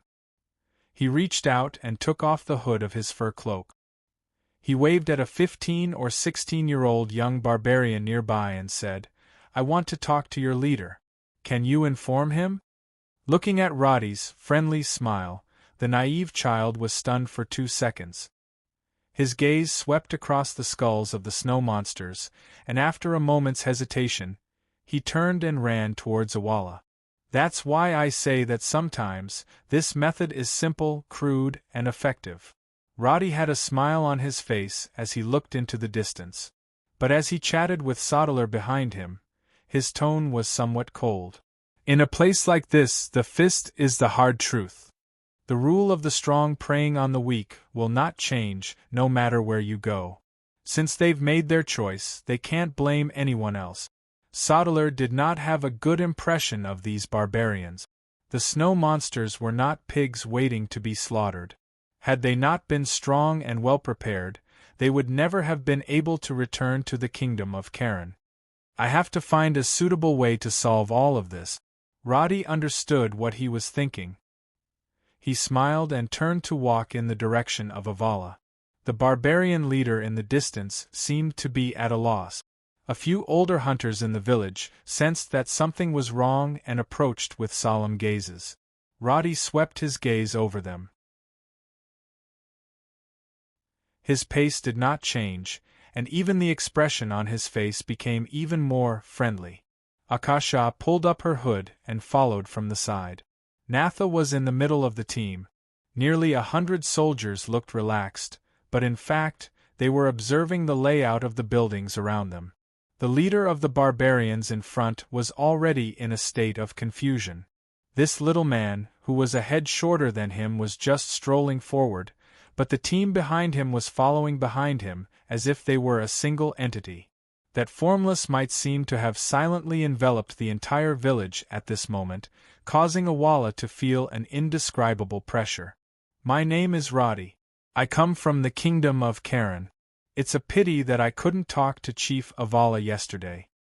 As if he did not remember what happened last night, Roddy made a special barbarian greeting with enthusiasm. He then looked around and said, "We've come for peace. You don't have to be nervous. The kingdom of Karen is willing to establish friendly relations with the tribes in the northern ice field. We hope to help you. Of course, we also hope that you can help me. To prove my sincerity, these weapons and food are free of charge." As he spoke, the soldiers behind him had piled up the machetes wrapped in animal skins on the ground. The sound of metal clashing echoed in the surroundings. With these weapons, the snow monsters are no longer a threat. Roddy looked around with a smile and said loudly, "Moreover, you won't have to go hungry in the future." His straightforward words were like a bomb, instantly causing an uproar among the barbarians of all ages and genders. The crowd who were watching but did not dare to come closer started to discuss. Roddy turned his head and smiled at Avala, who was blind in one eye. He said, "Chief, can we talk inside? There are some things that need to be discussed in detail." It was obviously their home ground, but the situation was completely out of their control. Avala was hostile to Roddy, but he could not confirm whether Roddy really had good intentions. The naive barbarians had never come into contact with other human beings, so they could not distinguish such acting at all. Therefore, after a few seconds of stalemate, he, who had no way out, actually chose to give in. "Then, let's talk inside." After saying this, he glanced at Akasha and Natha, but he kept an eye on them. "Only you can come in. Let the others stay outside." "All right, no problem." Roddy looked around, but the smile on his lips did not disappear. He casually agreed, and then noticed Erwin beside him. He raised his hand to greet him, and under Erwin's hesitant gaze, he walked into the low house. Avala gave his two subordinates a look, and the three of them entered the house with Roddy. Akasha, Natha, and Sodeler stood outside expressionlessly, as if they did not care about Avala's slightly excessive request. The soldiers were silent, and the heavy atmosphere made Erwin feel that something was wrong. He turned his head and saw that the thick wooden door wrapped in animal skin had already closed with a clang. "What is going on?" Erwin scratched the back of his head out of habit, and looked doubtfully at the army in front of him with a heavy atmosphere.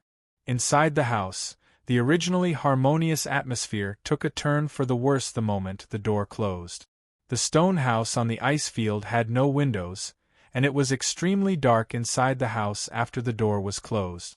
Avala followed Roddy into the stone house, and when he raised his head to ask something, he saw that the short young man was already standing in the middle of the house. Roddy slowly turned around and said calmly, "I know you don't like to beat around the bush, so I'll be more direct." "What?" Bang! Roddy's body suddenly moved, and Avala's pupils dilated. Before the two hunters next to him could react, he raised his hand to block with his many years of battle experience, but the huge force from his arm was far beyond his imagination. His body of more than 100 kilograms was actually sent flying by Roddy's punch without any delay. He remembered Irwin's report, and thought that the two women were powerful, but now he realized that he had completely miscalculated. His strong body hit the wooden door with a bang, and a lot of dust was shaken off the roof.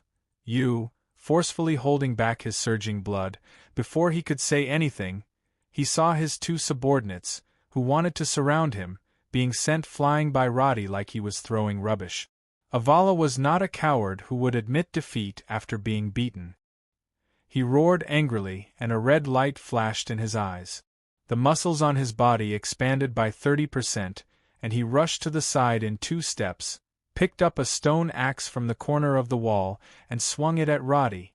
This was the berserk skill unique to barbarian warriors. As a leader, Avala's strength was outstanding. From the moment he was attacked to the moment he launched his counterattack, only 2 seconds had passed. The stone axe whistled through the air, and was about to strike Roddy in the blink of an eye.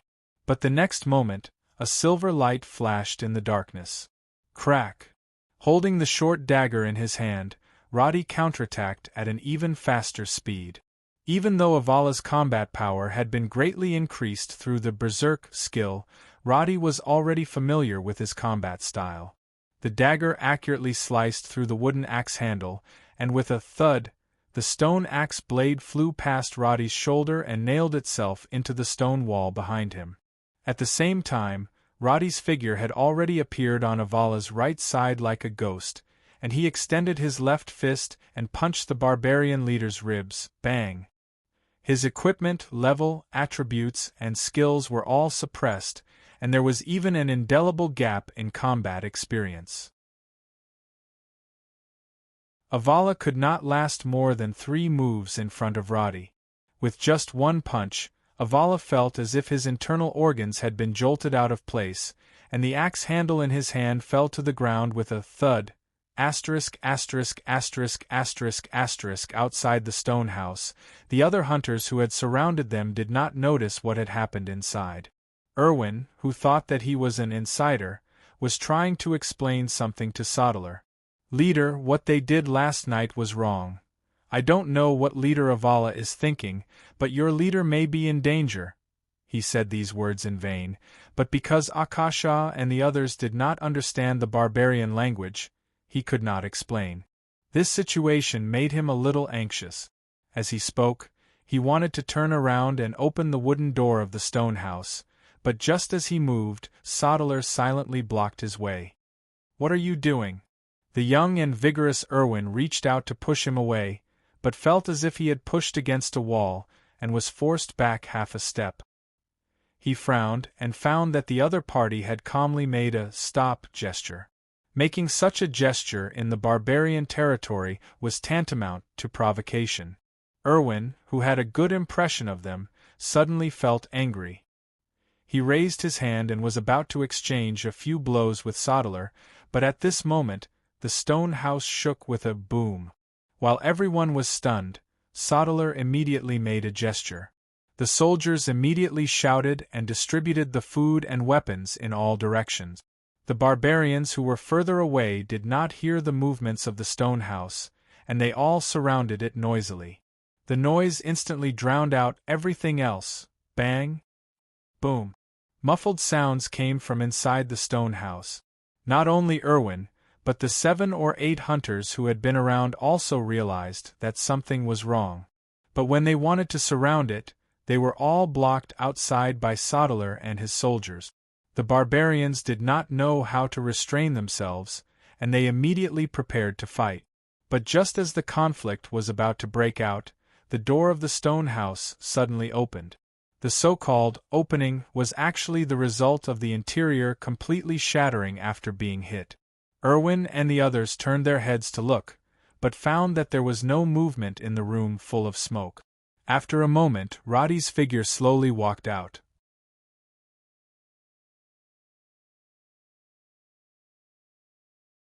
Chapter 422.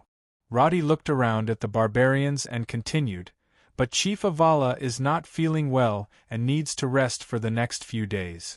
As he spoke, he raised his arm, and a few old hunters who wanted to enter the house were immediately stopped by the soldiers.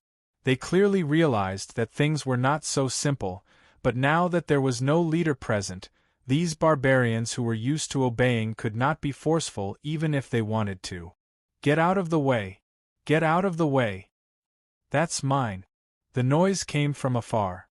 The barbarians who were fighting for food and weapons did not seem to notice what was happening here. Sodeler led the soldiers to seal off the area. Akasha and the soldiers entered the house to give the 3 barbarians who had been seriously injured some simple medical treatment. The hunters who wanted to approach were pushed far away. Only Erwin still did not understand the situation. He stupidly shouted at Roddy, "Chief Avala wanted to harm you last night." Roddy stopped in his tracks and looked at him with some surprise. Then he nodded. "He told me this just now. I have decided to forgive him." With that, he continued walking forward, leaving Erwin confused and thinking about everything that had just happened. A day later, the leader of the barbarian village, Avala, appeared in front of his tribesmen with bandages. He gathered everyone in the village and said solemnly, "After careful consideration, I think the snow monsters must be driven away. Otherwise, we will not be able to survive this winter." Avala obviously did not mean what he said, but when he saw Roddy standing at the side with a smile, his broken ribs seemed to ache faintly. Helpless, he swallowed and continued to repeat the counterattack plan that Roddy had made him memorize. Although it was the leader who had spoken, the call to counterattack the snow monsters did not get any response. These barbarians were already used to avoiding the snow monsters. Every one of them looked away, and it was impossible to tell that they had any desire to fight. "I know what you are thinking, but this Baron Roddy will lead his team to help us." Only when this was said did someone below look up. Their originally numb eyes showed some hope. "We have new weapons and reinforcements. The snow monsters are no longer a threat." After saying that with a stiff expression, the crowd gradually dispersed. Avalon, on the other hand, stayed there obediently. After Roddy nodded, Avalon returned to his house under the protection of Sodeler and 2 other soldiers. Roddy had never thought that he would use this method to control the tribe. It did not feel good to foster a puppet, because it always reminded him of some unpleasant memories of his motherland. But the plan could not keep up with the changes. At the moment, everything was not bad. At least Roddy did not do anything to kill or oppress. All his methods so far had been peaceful, and no one had died from beginning to end.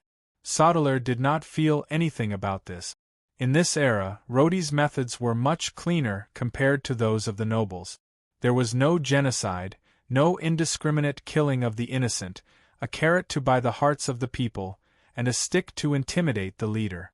These unintelligent barbarians were easily in his hands. He felt that it was good that these fellows were stupid. At least when they were kept in the dark, they would not be in a bad mood. The villagers did not think that Alwala's words did not mean what he said.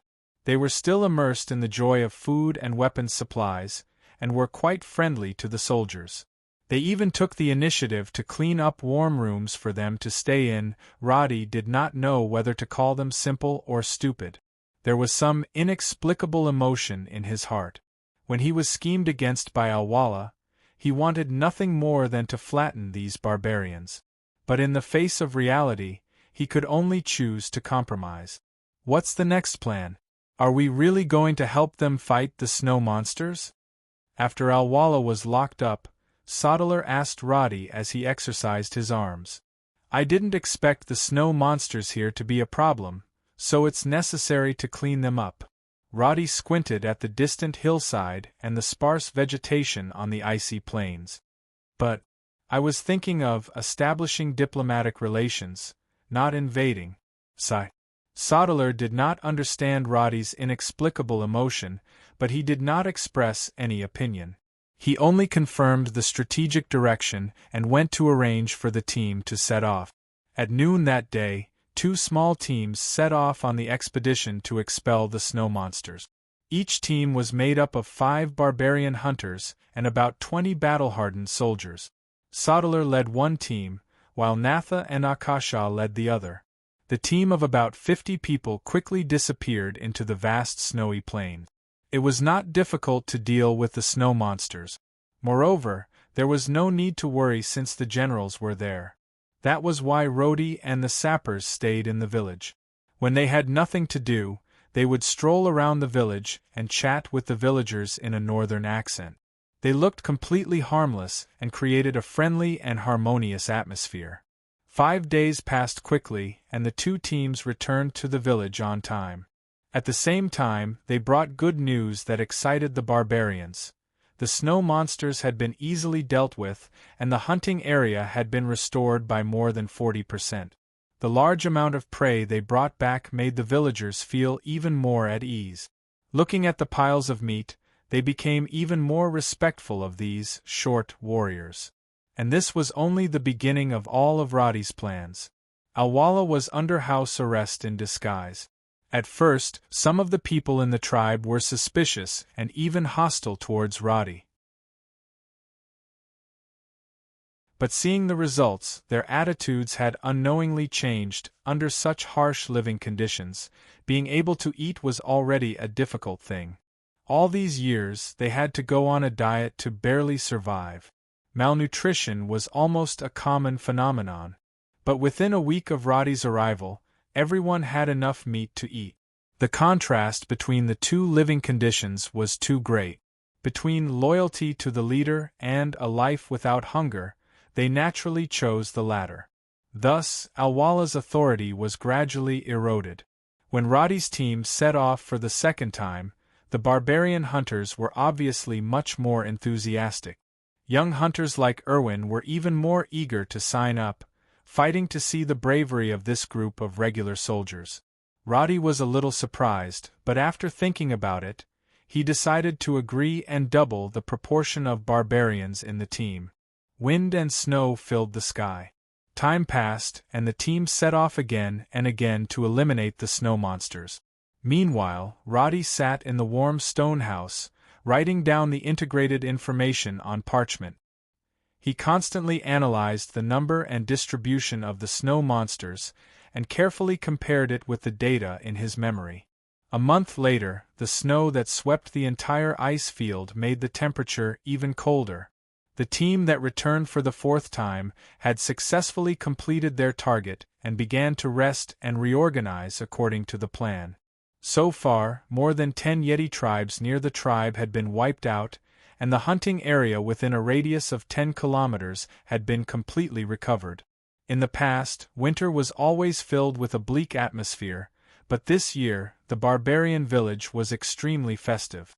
Frozen reindeer, wild boar, and all kinds of meat were piled up in the ice cellar used to store food. Although there were more than 100 outsiders in the village, their food reserves were more than 3 times the previous years. At the very least, there was more than enough to eat until next spring. Roddy, who was good at controlling the atmosphere, organized a celebration. The barbarians, young and old, and the soldiers slaughtered the reindeer and sheep, singing and dancing. At the same time, he issued an order. From now on, the team would no longer participate in the elimination of the snow monsters, but would enter the snowfield to explore. If there were barbarians willing to join the team, they would be rewarded with high-quality weapons and armor. This was the second step of the plan: local recruitment. The weapons that were given to the barbarian race previously were crudely made and crude. In other words, they were trial versions. Free items were ultimately inferior. After following the team and observing the battles for a long time, the barbarian race naturally understood the difference between the weapons in their hands and those high-quality weapons. Humans were greedy. The barbarians, who were warlike to begin with, could not restrain their desire for weapons. So, when the news spread, the first batch of 20 people was immediately snatched up. A month ago they were full of hostility, but now they were eager to sign up. The barbarian's attitude had changed greatly. But when he thought about it carefully, it all made perfect sense. Looking at the barbarians who were elated because they were selected, Sodeler counted the chain of traps that Roddy had set for them and could not help but sigh inwardly. Speaking of which, these barbarians have a good foundation. That Erwin is very talented, and the others have much more potential than Callan and the other farmers. If they are sent as infantry, I'm afraid the orcs will not have much of an advantage. Sodeler was used to being an instructor. He had a desire to train everyone. But Roddy laughed at the side.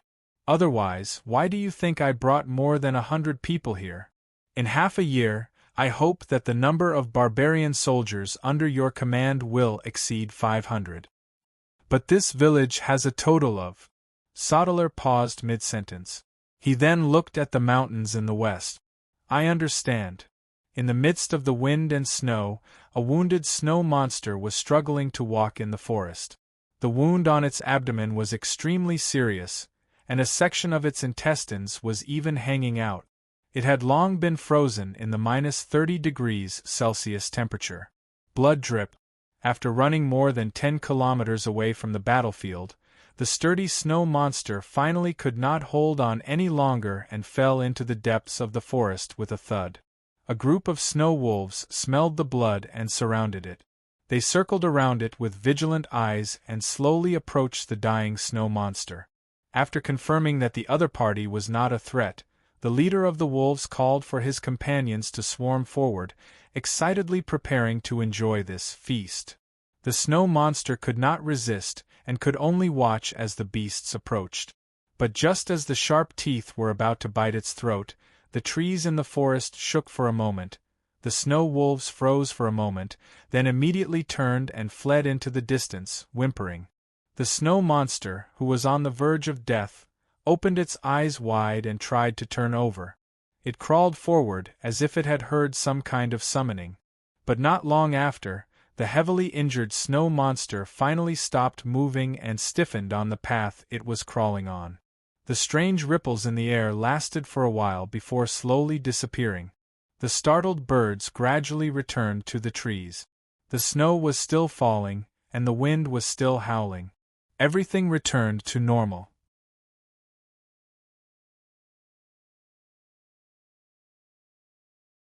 Chapter 423. Blood seeped out from the gaps between her pale fingers and dripped onto the ground. Merlin Sarah covered the wound on her abdomen with all her might, her pretty face as pale as a sheet. Dragon's regenerative abilities were far superior to humans. Although she was severely injured when she killed the pursuers, the wound on her abdomen had already recovered by 70% after more than a month. But Merlin Sarah didn't expect that when she broke the seal in front of her, the huge recoil would be so strong that the almost healed wound reopened. The tropical rainforest she was in was really strange. It wasn't big, but she couldn't get out no matter how hard she tried. Once she walked to the edge, she couldn't break the invisible barrier no matter how much strength she used. After more than a month of hard work, she gradually realized that she was in a strange array, and the person who built the array was probably much stronger than her. So Merlin Sarah tried to break the array. After a hard search, she finally found a square stone that seemed to be the core of the array. However, when she tried to touch it, she was blown away by the tsunami-like elemental power from the stone. This scene made the shadow dragon feel an unprecedented excitement. Because Merlin Sarah sharply sensed that the elemental aura inside the stone was completely different from the aura emitted by the array to Merlin Sarah, who was desperate, this meant that there might really be a legendary treasure hidden under the array. She took a deep breath and tried hard to suppress her chaotic emotions. She began to seriously think of a way to break the array. 5 days later. Formation. Shields up. Fill the gap. Spears up. Kill. On the snowy battlefield, the shouts of the sergeants rang out. After the muffled sound of heavy objects hitting shields, the screams of snow monsters pierced by spears filled the air. Akasha, who was wrapped in a thick cloak, stood at the back of the team. The light in her hands was constantly flashing. Beside her was Natha, who was holding a bow and shooting arrows. The wood elf archer's movements were mechanical. She just kept shooting arrows, and the huge snow monster in the distance fell to the ground while holding its head in pain. 40 fully armed infantrymen were fighting against 20 snow monsters.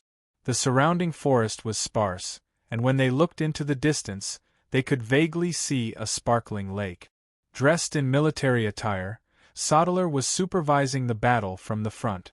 Seeing that the soldiers had completely suppressed the snow monster's momentum, he waved his hand and said to Erwin and the others, who were already eager to try, "Go!" After saying that, the 20 barbarian mercenaries immediately joined the battle. They were equipped with well-made hammers and axes, and their momentum was amazing. After they charged into the battle from the flank, the snow monsters immediately lost their ability to fight back and were harvested like wheat. Awesome! Erwin, who was holding 2 axes, laughed wildly. When he waved his hands, large snowflakes appeared. The barbarian's talent as a berserker was on full display. When they were excited, they could even fight the snow monsters alone. They were strong and invincible. However, Roddy and Sodeler were already used to this kind of victory. The snow monster's intelligence was too low. They had no armor, no formation, and did not know how to use weapons. Apart from their strength, they had no advantage.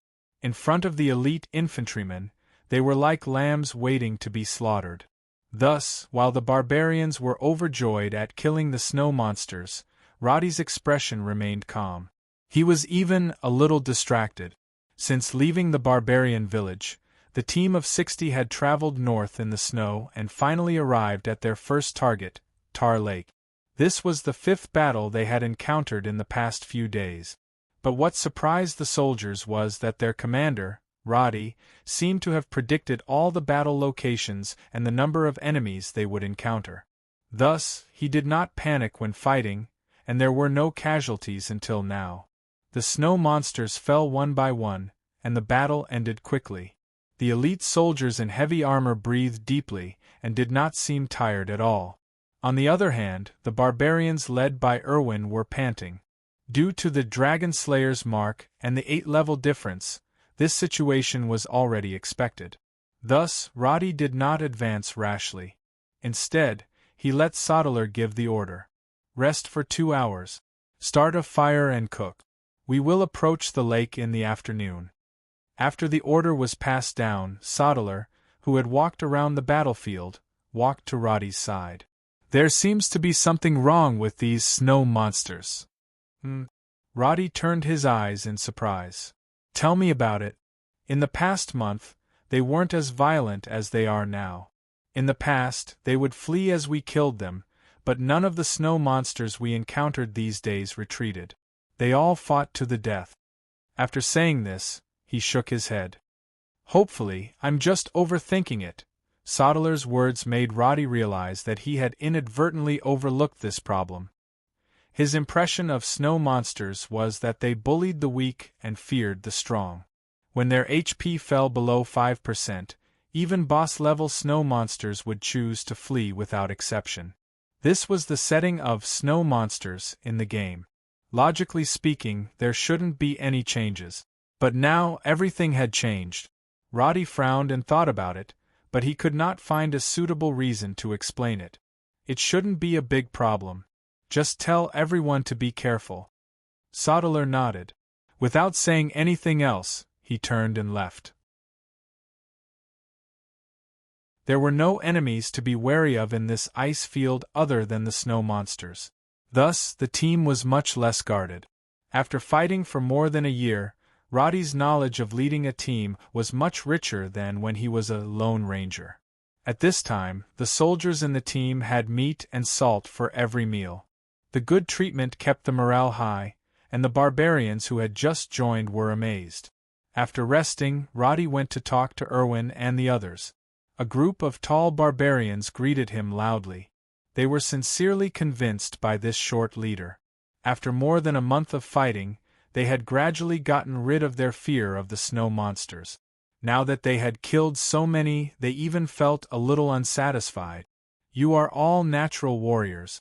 Just hunting in the village is really burying your skills. Erwin scratched his head with a silly smile and replied, Leader Roddy is right.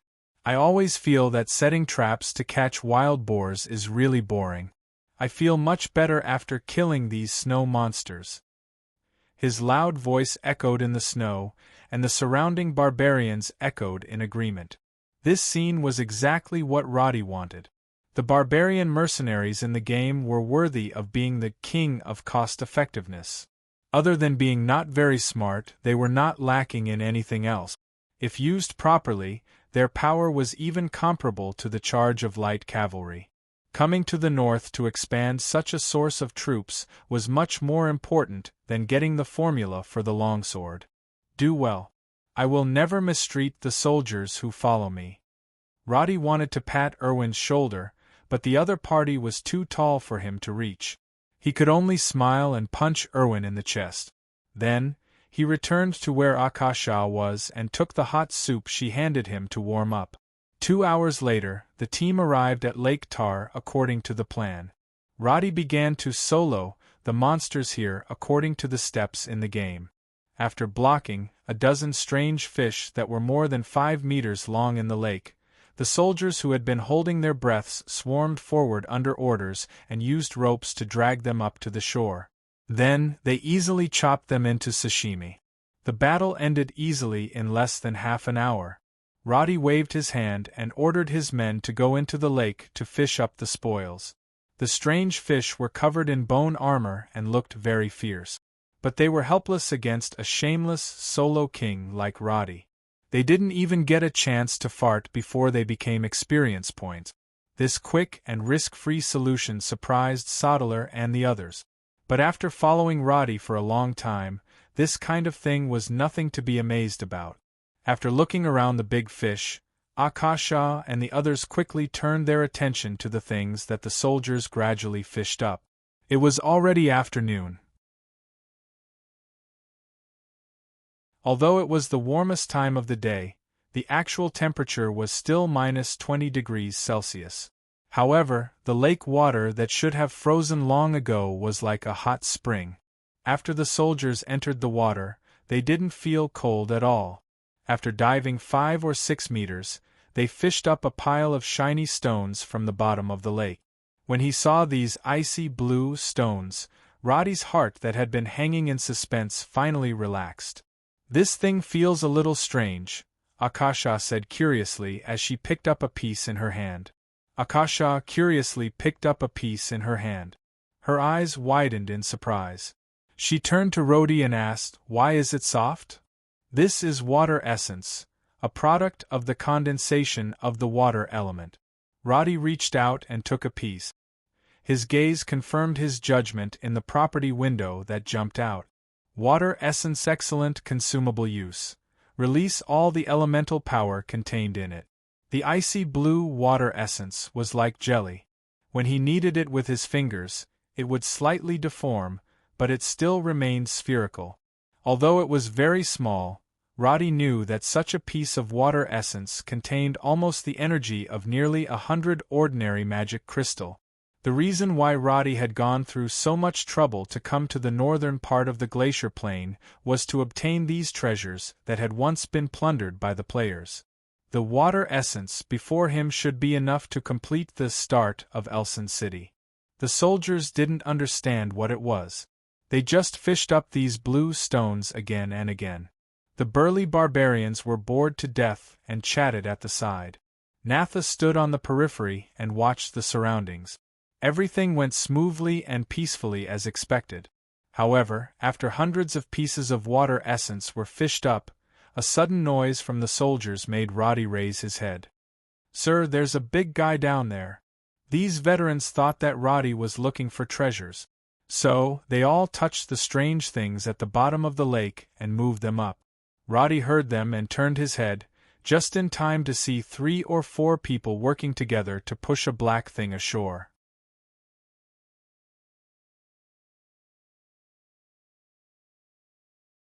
Chapter 424. Splash. 4 soldiers floated up from the surface of the water and used all their strength to push the object in their hands onto the shore. The black object, which was covered in seaweed, was not small. It was more than 1.5 meters long and wide. At first glance, it looked like the wreckage of a sunken ship. But Roddy also knew that Lake Tear of the glacial plain was not connected to any sea. It was just a closed freshwater lake, and it was unlikely that there would be a ship in such a place. He was also a little curious, but when he approached it, there was no specific page prompt in front of him. There was only a line of gray words floating in the air. Damaged wreckage.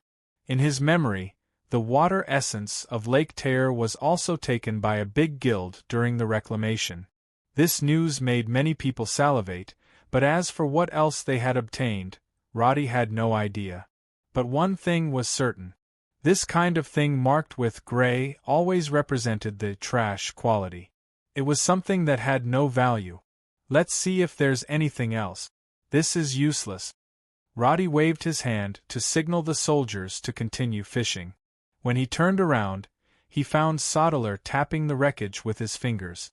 This thing seems to be made of metal. Perhaps because it was too old, Sodeler just casually broke off a piece of the wreckage. He looked carefully and frowned. This is artificially forged. Look at the cross-section. Roddy took it and found that it did indeed have the unique pattern and luster of metal forged. But the barbarians of the glacial plain did not know how to forge metal. How did this thing come about? Could it be Solomon? The name flashed in Roddy's mind, but he was unable to determine the relationship between the two. He knew very little about Solomon. Previously, he only knew about Solomon because of the instance dungeon Solomon's Treasure. However, most of his information was focused on the instance dungeon's strategy. He did not know much about Solomon's background and identity. Those vague information could not explain the origin of the item in front of him. I think this is a breastplate. Sodeler gestured with his hand and slowly flipped the metal plate over. Roddy could not help but laugh. Breastplate? This thing is enough to be a door plank. Who's so big? Could it be worn by snow monsters? After saying that, Roddy froze for a moment, but the unrealistic assumption in his mind was quickly overturned. If snow monsters could wear this thing, they would have probably invaded the kingdom of Karen. It's probably a relic of an ancient civilization. Sodeler did not insist on his own opinion because he was also unable to confirm that this thing was the breastplate. When he heard Roddy's words, he felt that he was thinking too much. He got up and ordered the soldiers to continue fishing. The salvage operation lasted for a day. By evening, the water essence at the bottom of the lake had basically been fished out. In addition to the 520 water essences, Roddy also unexpectedly found an extreme water essence. This essence was shaped like a sapphire and was of the purple epic grade. Obviously, the energy it contained was even purer. It was one of the best elemental gems that could only be found by luck. This made Roddy of a very Roddy. He dragon. Roddy he. To the soldiers. He. N. Row. After accomplishing their primary goal, the team rested for the night. The next day, they continued according to plan. 4 days later, on the 10th of November, the team finally arrived at the Deathward's Canyon in the east of the glacial plains. After entering this cold, windy area, Roddy followed the instructions on the Trial of the Bone Throne mission reward and went deep into the canyon. Finally, he arrived at a deserted ruin in the canyon. Although there were no more battles along the way, the journey was quite dangerous. The monsters in the Deathward's Canyon ranged from level 5 to level 50, and there were a few commander-tier monsters that the team couldn't handle. However, the quest reward was not a scam. The route they chose avoided the territories of high-level monsters, and they didn't encounter any battles along the way. The barbarians had always regarded the Deathward's Canyon as a forbidden area because there were many snow monsters and prey they could not handle. But after following Roddy for so long, Dragon, Erwin and the others had already trained their nerves and were no longer afraid.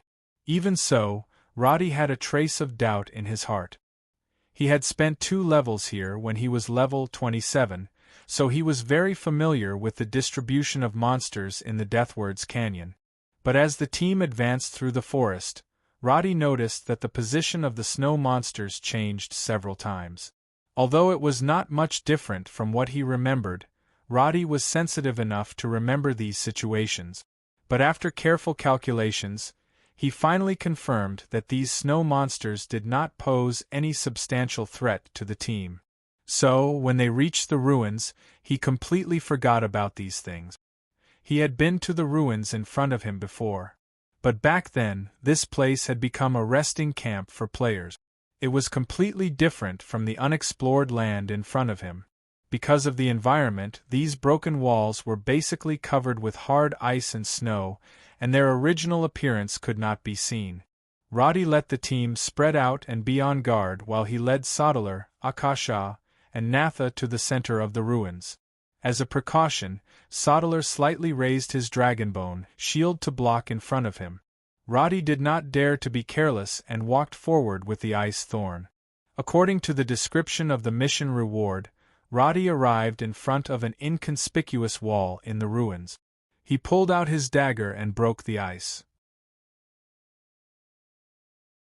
Then, he looked at the inconspicuous groove in front of him and frowned slightly. "Roddy?" Akasha asked from the side. "It should need something to open it." Roddy looked at the notification in front of him. It said, "Activate the mechanism with energy and receive the reward." He thought for a moment and raised his hand to press on the groove. Then, he activated the arcane crystal on his glove. Crack! In the next moment, the crystal shattered without warning.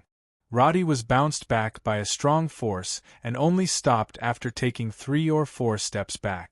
This scene gave everyone a fright. Sodalar had already raised his shield in front of him in an instant, and Natha's arrow was already pointed at him. Akasha's healing spell fell on Roddy, but he did not show any signs of injury. Instead, his frown deepened. Energy. Arcane energy doesn't work? He thought for a moment and took out a water essence and placed it in the groove. This time, the magic circle did not explode. Instead, with a flash of light, it slowly cracked open, revealing everything inside the stone wall. So it needs elemental energy. Roddy pushed aside the rubble and picked up the blueprint for Irandega's longsword. He confirmed that he had received the reward. Then, he glanced at the blueprint and found that it was not just a blueprint or a formula. There was also some other information written on it. The creator of the formula was a high elf master craftsman called Phlox. The reason why he was called a master craftsman was that he was not only accomplished in forging, but he was also proficient in magic circles, enchantment, and academic research. Judging by the current standards, he was basically an all-rounder plus a genius. He had countless amazing inventions and research, and this dagger seemed to be just one of them. The judgment of the Bone Throne was also related to him. This was because there was a special note on the blueprint. This short sword was specially made by the High Elves to fight against enemies who were already dead. So the undead had caused trouble during the High Elves era? Roddy was a little surprised by this, but he did not have time to think about it. He put away the blueprint and flipped through the cracked interior of the wall. He found that there were still some papers that had not yet decayed. After looking through them carefully, his eyes narrowed slightly. These buildings are not built by the barbarians, are they? Why do they look so familiar? Akasha looked at the blurred shape of the wall and suddenly gestured with her hand. There is a square area here, followed by 3 circular divisions. Elson City seems to have a similar design. Roddy looked up in surprise. Then, he remembered Akasha's potential as a genius and nodded. You are right. This is a high-elf ruin like Elson, but it is from a more ancient era. What is stored in this mechanism? Are they all letters? Some personal notes. Roddy reached out to tidy up the papers. He did not explain further and only waved his hand to signal Sodeler and the others to prepare to leave. Let's go. There is only one place left. At the same time, Merlin Sarah stopped her meditation and slowly opened her eyes. For a magician, meditation was a way to replenish their mana. Compared to crystal charging, this method of relying on pure will to replenish mana was obviously much less efficient. Most magicians would need at least a few days or even weeks of meditation to recover all their mana. Of course, correspondingly, the more powerful a magician was, the faster they would recover mana. At Merlinsera's level, it would only take her 4 days to recover all her mana. Phew, she took a deep breath. When the shadow dragon stood up from the stone she was sitting on, the originally stable elements in the surroundings began to tremble. She touched the half-healed wound on her abdomen, and the hesitation in her eyes was gradually replaced by an indomitable determination. The dragons never left her any leeway. She had almost lost her life several times when she escaped danger, but this kind of life on the run would never end. Unless she used some lost magic formation to conceal her aura, the special connection between dragons would definitely lead them to her again within a few months. She didn't like the feeling of putting all her eggs in one basket, but she didn't have a choice at the moment. Opening the seal and finding the legendary, artifact treasure, left by Solomon was the only thing she could look forward to. But what if everything did not happen as she imagined? She did not even think about this possibility because she knew that there was no room for failure now. The elements vibrated violently. Over the past 4 days, she had already thought of a way to break the seal. So when her hands began to draw dark purple runes in the air, everything had already embarked on an irreversible path.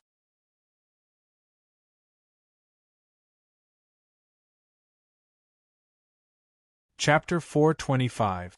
The November wind howled in the Deathward's Canyon. Most of the magical beasts had already gone into hibernation. Other than the various powerful magical beasts, the majority of the species that could survive in the Deathward's Canyon were the snow monsters. These, natives of the glacial plains, had their own independent tribes. They were either hostile or friendly to each other. They had long become the rulers of their own regions in the Deathward's Canyon. Here, there was an invisible balance between the high-level magical beasts and the snow monsters. For hundreds of years, there were very few violent conflicts between the two. But this peace was suddenly broken in the winter of 589 of the Elon calendar. With a few short roars, the dozens of snow monsters that had gathered in their lair suddenly began to run. Their footsteps startled the tranquil forest, and also woke up the high-ranking predators with bad tempers.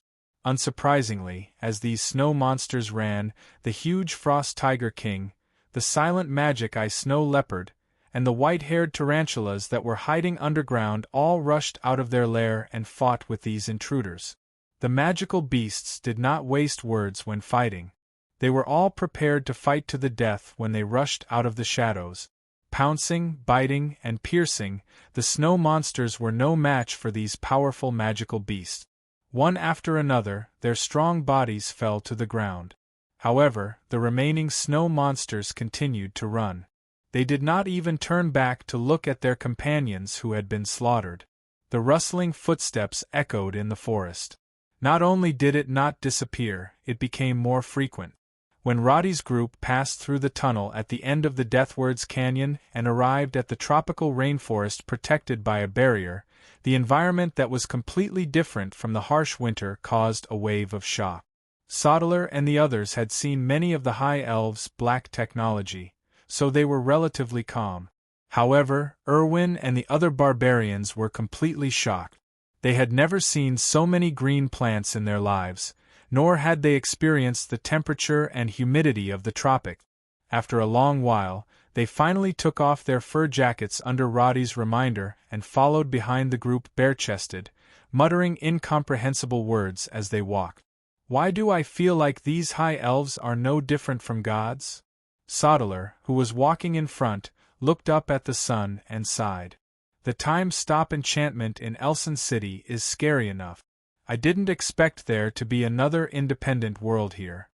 In this era, there were no greenhouses, much less out-of-season vegetables. For Sodeler and the rest of them, establishing a tropical rainforest in a world of cold winter was even more amazing than time-stop. God? I don't know exactly what God can do, but I think the High Elves were exterminated because they angered God. Roddy shook his head and pushed away the banana leaves in front of him. He said to Akasha beside him, "Do you remember the description of the gods in The Essence of Energy? The reason why gods are powerful is because they have mastered a higher level of power. I remember that's what it says."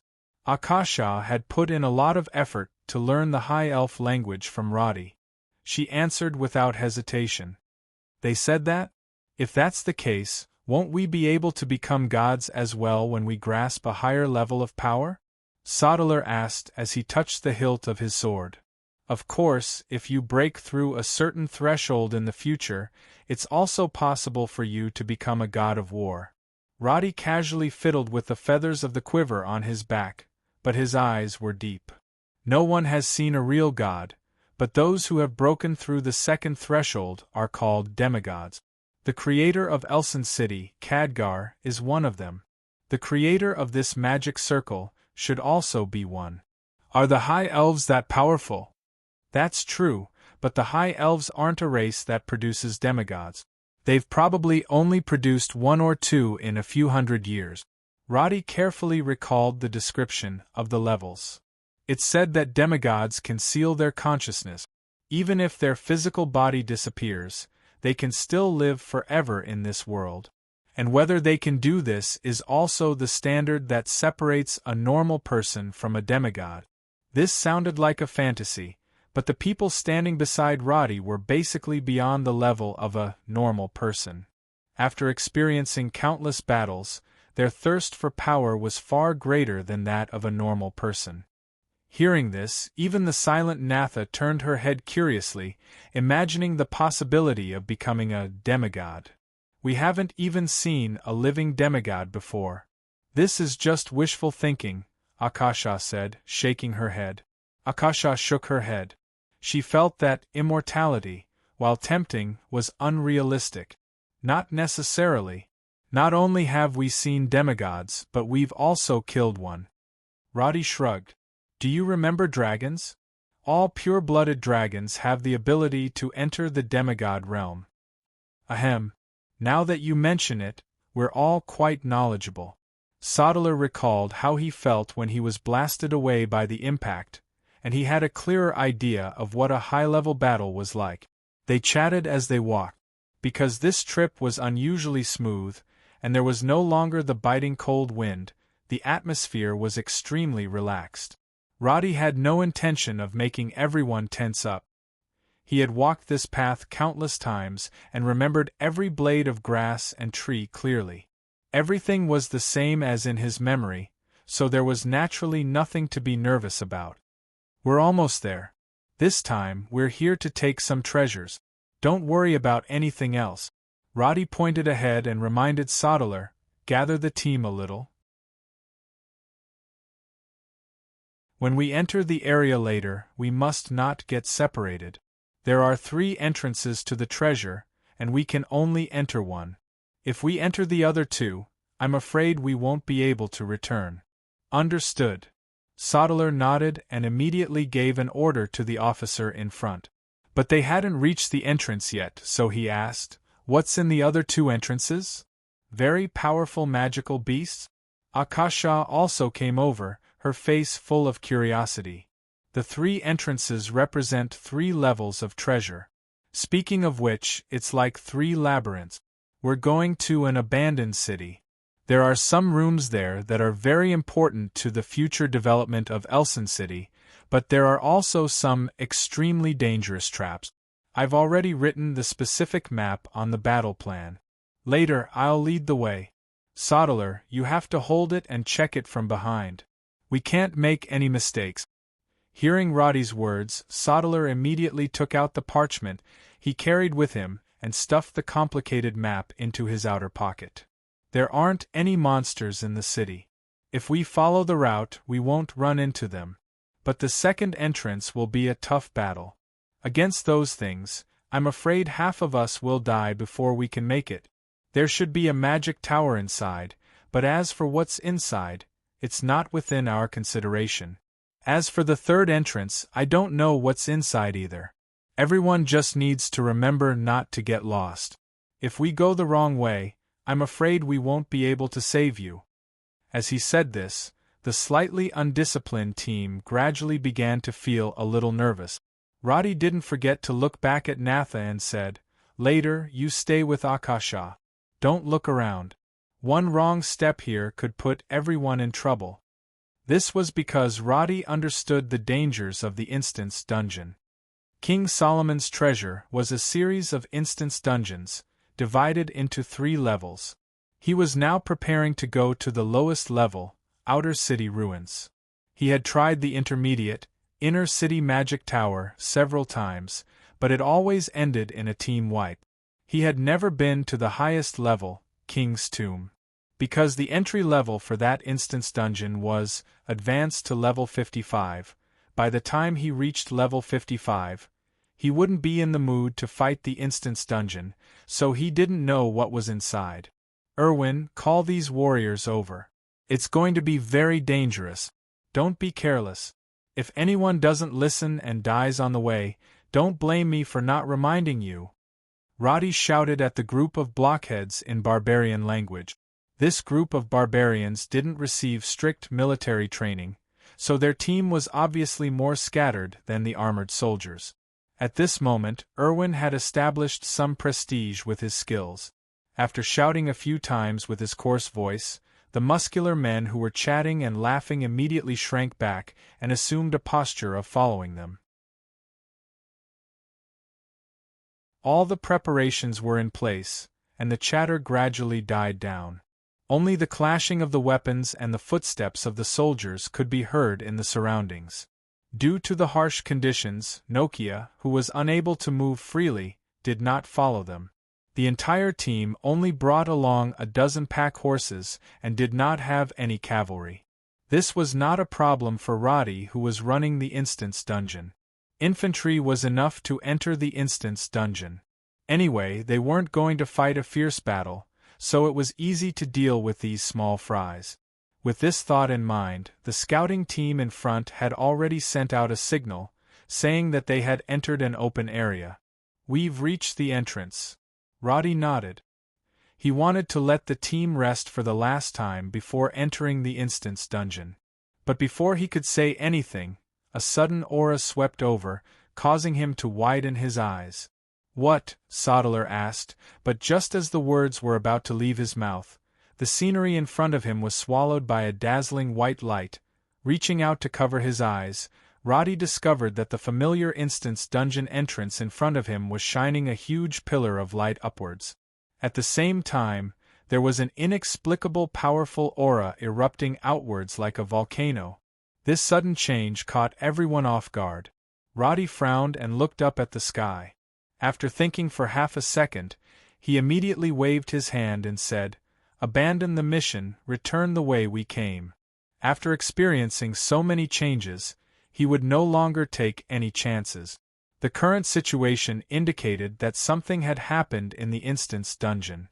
If they entered the instance dungeon hastily, the consequences would be unpredictable. He gave the order decisively, but just as he turned around, he saw Akasha pointing at him with a surprised expression. Roddy, your eye, the mark of the Dragon Slayer, appeared in Roddy's right eye. This scene made him frown and curse in a low voice. Then, he pulled Akasha's arm and walked back. "Don't worry about the dragons, let's get out of here. Erwin, leave now. Return the way we came." Because they were well trained, these elite soldiers were very adaptable. In an instant, they steadied their footing and turned around nimbly. The rear team became the front team, and they strode back the way they came. The barbarian soldiers were slightly worse off. They staggered and squeezed together, and it took them more than 10 seconds to figure out the way back. But just as the team turned around and was about to leave, Roddy, who had environmental sensitivity, gave the order again and directly stopped the team. "Stop! Stop advancing!" Hearing this, Sodeler immediately made a standby gesture. The team that was already running stopped instantly, and a group of people turned their heads in confusion. Shrink the front line. Following Roddy's order, the rumbling of footsteps came from afar. The soldiers' muscles tightened, and the sound of blades being unsheathed instantly rang out. Roddy took a deep breath. He never thought that he would encounter such a situation.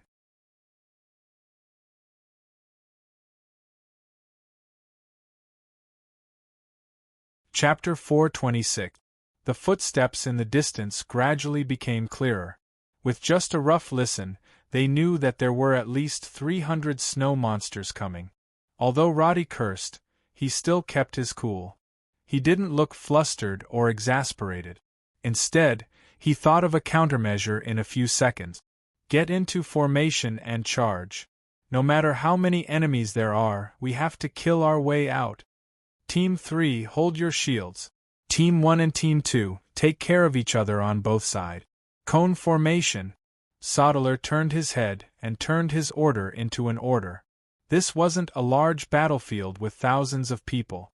40 elite soldiers had fought together for more than a year and could really be said to be like their own arms. As the barbarians stared dumbfoundedly, the entire cone formation was instantly formed. Even the soldiers in the back had drawn their bows and were prepared to be covered by the first wave of arrows. Leader Roddy, what are we doing? Erwin held the battle axe in his hand and looked completely at a loss. Although the barbarians had participated in every battle along the way, they were basically bullies beating up weaklings like children. It was smooth sailing without any pressure.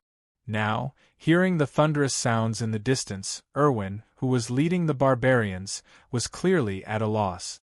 Find the positions of the reserve team. You can help with armor and shields if you can. Our mission now is to charge out, not to kill the enemy, understand? Roddy didn't have the time to say too much to him. He pointed at the back of the formation and answered the question. He then turned to the soldiers and shouted, "Take the stone skin potion. Prepare the potion at any time." The sound of the corks being pulled rang out. This scene of taking potions together before a battle was probably unprecedented, but this group of soldiers had long been used to it. Even though the enemy had already appeared in their field of vision, they still calmly drank the potion and raised their shields unhurriedly. Erwin was the first barbarian to come into contact with Roddy and knew that Roddy was the leader of this group. But in terms of strength, he still admired Sodeler more. This was naturally because Roddy had never fought while Sodeler always fought at the front of the formation until the end. The barbarian race advocated hot-bloodedness in their bones, and they were even more respectful to those with strength. Thus, at this moment, he did not have much intention to obey Roddy's orders. Instead, he felt that it would be more effective if he and his men went to the front lines to kill the enemies. Stay behind and watch? Could the shorties at the front hold up? The snow monster had already appeared between the two of them. In the dense forest a few meters away, shadows flickered. However, before Erwin could clearly see the number of people coming, the sound of bowstrings tearing through the air suddenly rang in his ears. Shooting arrows at this distance?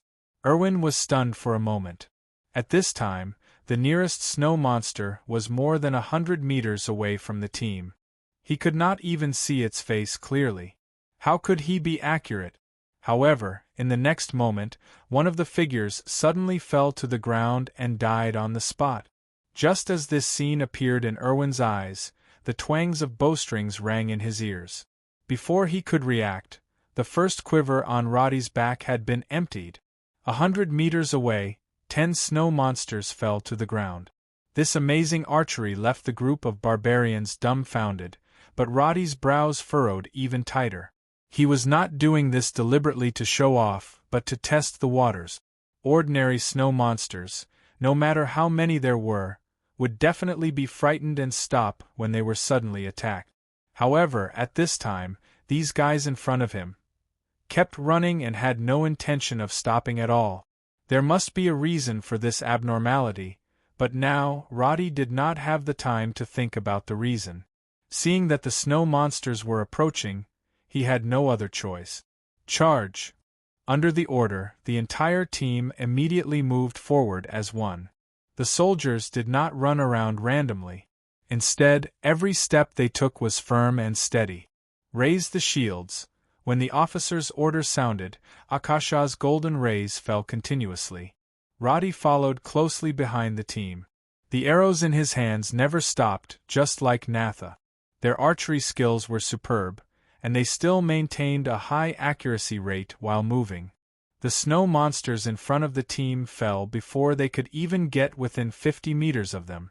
However, there was not much time for both sides to shoot at each other. In less than 4 or 5 seconds, the team and the snow monsters came into contact. Bang! There was a flash of golden light, and the sound of their shields being activated pushed the snow monsters back. The low-level snow monsters could not withstand the attacks of the experienced elite. They pushed their shields forward and shouted at the same time, "Kill!" In the past, when they fought with the snow monsters, they were just fooling around. It was only now that the barbarians behind them realized how terrifying the murderous aura was. Even though they boasted of their bravery, they still felt their scalps go numb when they heard the uniform roar. The snow monsters howled and pounced forward, but they were forcefully pushed to the sides by the cone-shaped battle formation. Sodeler, who was at the front, held the dragonbone battle shield. There was no one in front of him. He did not even need to use his longsword. He just kept waving the shield, and the tall enemies were directly sent flying. Because the team's order was to break out of the encirclement, the soldiers focused on defense and did not use up their energy wantonly. However, the expected scene of being surrounded by the enemy did not happen. When the team advanced nearly 100 meters, even Roddy was surprised and slowed down to look at the enemies around him. The snow monsters rumbled past the team on both sides. Apart from the unlucky ones that were knocked away by the team, the rest did not even look at the team and continued to rush towards the entrance of the dungeon. Continue forward. Roddy was not interested in stopping to study it. He led everyone forward to break out of the encirclement. It was a good thing that they were not surrounded. Otherwise, they would definitely lose a lot of men in this bitter battle. The snow monsters could do whatever they wanted. He was not the world's policeman. Why should he care so much? After confirming the conditions of the battle, everything went much smoother. The cone-shaped battle formation constantly rotated, and the entire team moved forward at a slightly faster pace. Everyone gritted their teeth and persevered. Their ears were filled with the footsteps and roars of the huge bodies. They could smell the stench of these monsters as they breathed. The entire team was like a lone boat in a raging storm, trying their best to break through the waves and move forward. But after a few minutes, Roddy increasingly felt that the situation was strange. At first, he estimated that there were only about 300 snow monsters. But after walking for 200 or 300 meters, groups of snow monsters came charging at them. Moreover, the levels displayed above their heads were getting higher and higher. They gradually increased from level 5 to level 8 and even level 10. As a result, 3 to 5 soldiers were injured. Even 5 or 6 of their shields were broken. What in the world was going on? In just 2 to 3 minutes, there were already more than 1,000 snow monsters whizzing past them. Including those that were not in sight, there were probably more than 2,000 snow monsters. Among them, there were even elite snow monsters. If this continued, would those high-level boss-level snow monsters? Just as this thought appeared in his mind, several yellow and orange bosses appeared in front of him. This situation immediately made his face turn gloomy. To Roddy, these level 10 bosses could be killed after a while. However, in the dense forest where there was no room for movement, how could his soldiers be a match for these bosses? 1 or 2 bosses might be able to hold them off, but when 5 or 6 bosses swarmed over, even Sodeler would be crushed into meat paste. Roddy was very clear about the strength of these bosses. The first thing he wanted to do was to have the team turn around and go around them. However, before he could make such a decision, a large number of red words appeared in his vision, and he completely gave up on this idea. A group of over level 20 brown snow monsters that were 3 to 4 meters tall appeared in front of him. These were the demonized snow monsters that Roddy was most unwilling to provoke. They looked more like bears with elongated limbs and were almost immune to normal physical attack. They were one of the most dangerous things to provoke in the Deathward Ravine and even the entire glacial plains. But now, this group of snow monsters had spread out and were swarming towards him in groups of 50. At this point, the team could not go around them even if they wanted to. This was not an open space, and both sides were filled with snow monsters that were charging at them. The consequence of moving sideways recklessly was that their formation would be directly broken, and then they would be split up and doomed forever. But what if they continued charging forward? The snow monsters were charging like mad demons, and it was probably impossible for him to attract their attention. If they continued forward, even if one of the demonized snow monsters collided with them, the entire team would definitely be smashed into pieces. At that moment, Roddy turned around to look at the entrance of the dungeon that he had yet to enter. He saw thousands of snow monsters surrounding the entrance of the dungeon. They formed a dense circle. Roddy could not see what they were doing, but his mind was quickly calculating the 2 choices he should make. The current situation was like a knife to the neck, and the slightest mistake would definitely result in a team wipe. The forest around them seemed vast, but in fact, it was not that big. Even if they dodged to the side, they would not be able to run far before they hit the edge of the magical barrier. Dodging was not an option at all. Roddy never thought that he would be forced into a desperate situation for no reason. After making a difficult decision, he finally shouted to the team, "Stop advancing! Turn back!" Such repeated actions were not the way of a commander, and a drop in morale was inevitable. But Roddy now understood that if he did not take this gamble, there was a 99% chance that he would be buried here with everyone else. Erwin, break through the formation of the snow monsters and charge inside. Enter the leftmost gate. The team had already stopped. The soldiers looked at Roddy, gasping for breath. The sergeants were stunned for a second, then immediately began to relay the order. The barbarians were awed by Roddy's powerful archery skills and carried out the order without a word. Sodeler turned his head and glanced at Roddy. Their gazes met for a moment. Sodeler, who was puzzled, frowned. He then raised his hand and killed a nearby snow monster.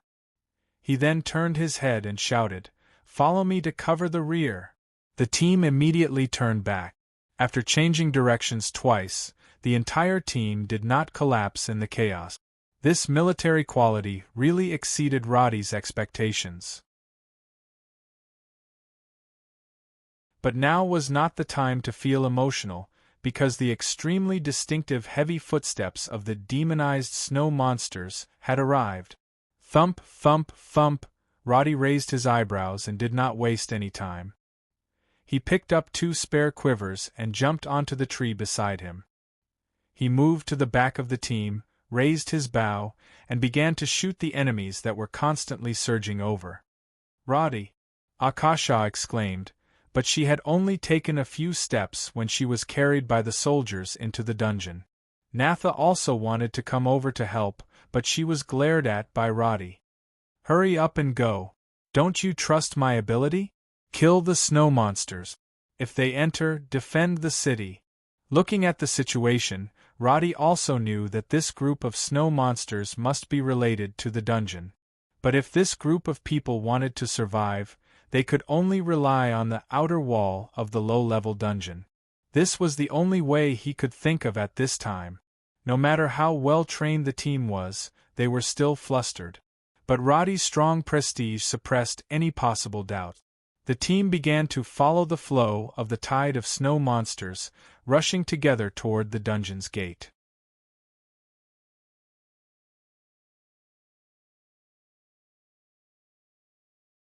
Chapter 427. In Earthbreaker, humans were not the most talented creatures, but dragons were the best in all aspects. Every dragon was born with the ability to control elements that surpassed ordinary human sorcerers. Even the weakest young dragon had the ability to sense and control magic that humans could not compare with. Ordinary dragons were already like that, so Merlinsera, who was a pure-blooded dragon, was naturally even stronger. By the standards of magicians, her strength had already reached a level that humans couldn't even hope to match. However, even though she had absolute confidence in her elemental control, her pretty face was pale, and her lips were tightly pursed. She stared ahead without blinking. The seal that had troubled her for a long time was finally broken by her with all her might. However, what she saw sent chills down her spine. The trees around her had disappeared, and the ground beneath her feet had turned into flat stone slabs. Apart from the drastic change in scenery, the elements she had released didn't dissipate. Instead, they gradually expanded and surged towards her. This didn't make sense at all, because the elements wouldn't gather again after a spell was released. She suddenly raised her hand and tried to forcefully suppress the violent movement of the element. However, she paid the price for her recklessness in an instant. Like a venomous snake that had been provoked, the seemingly gentle elements suddenly broke free from Merlinsera's control and rushed towards her. The magic backlash appeared without warning.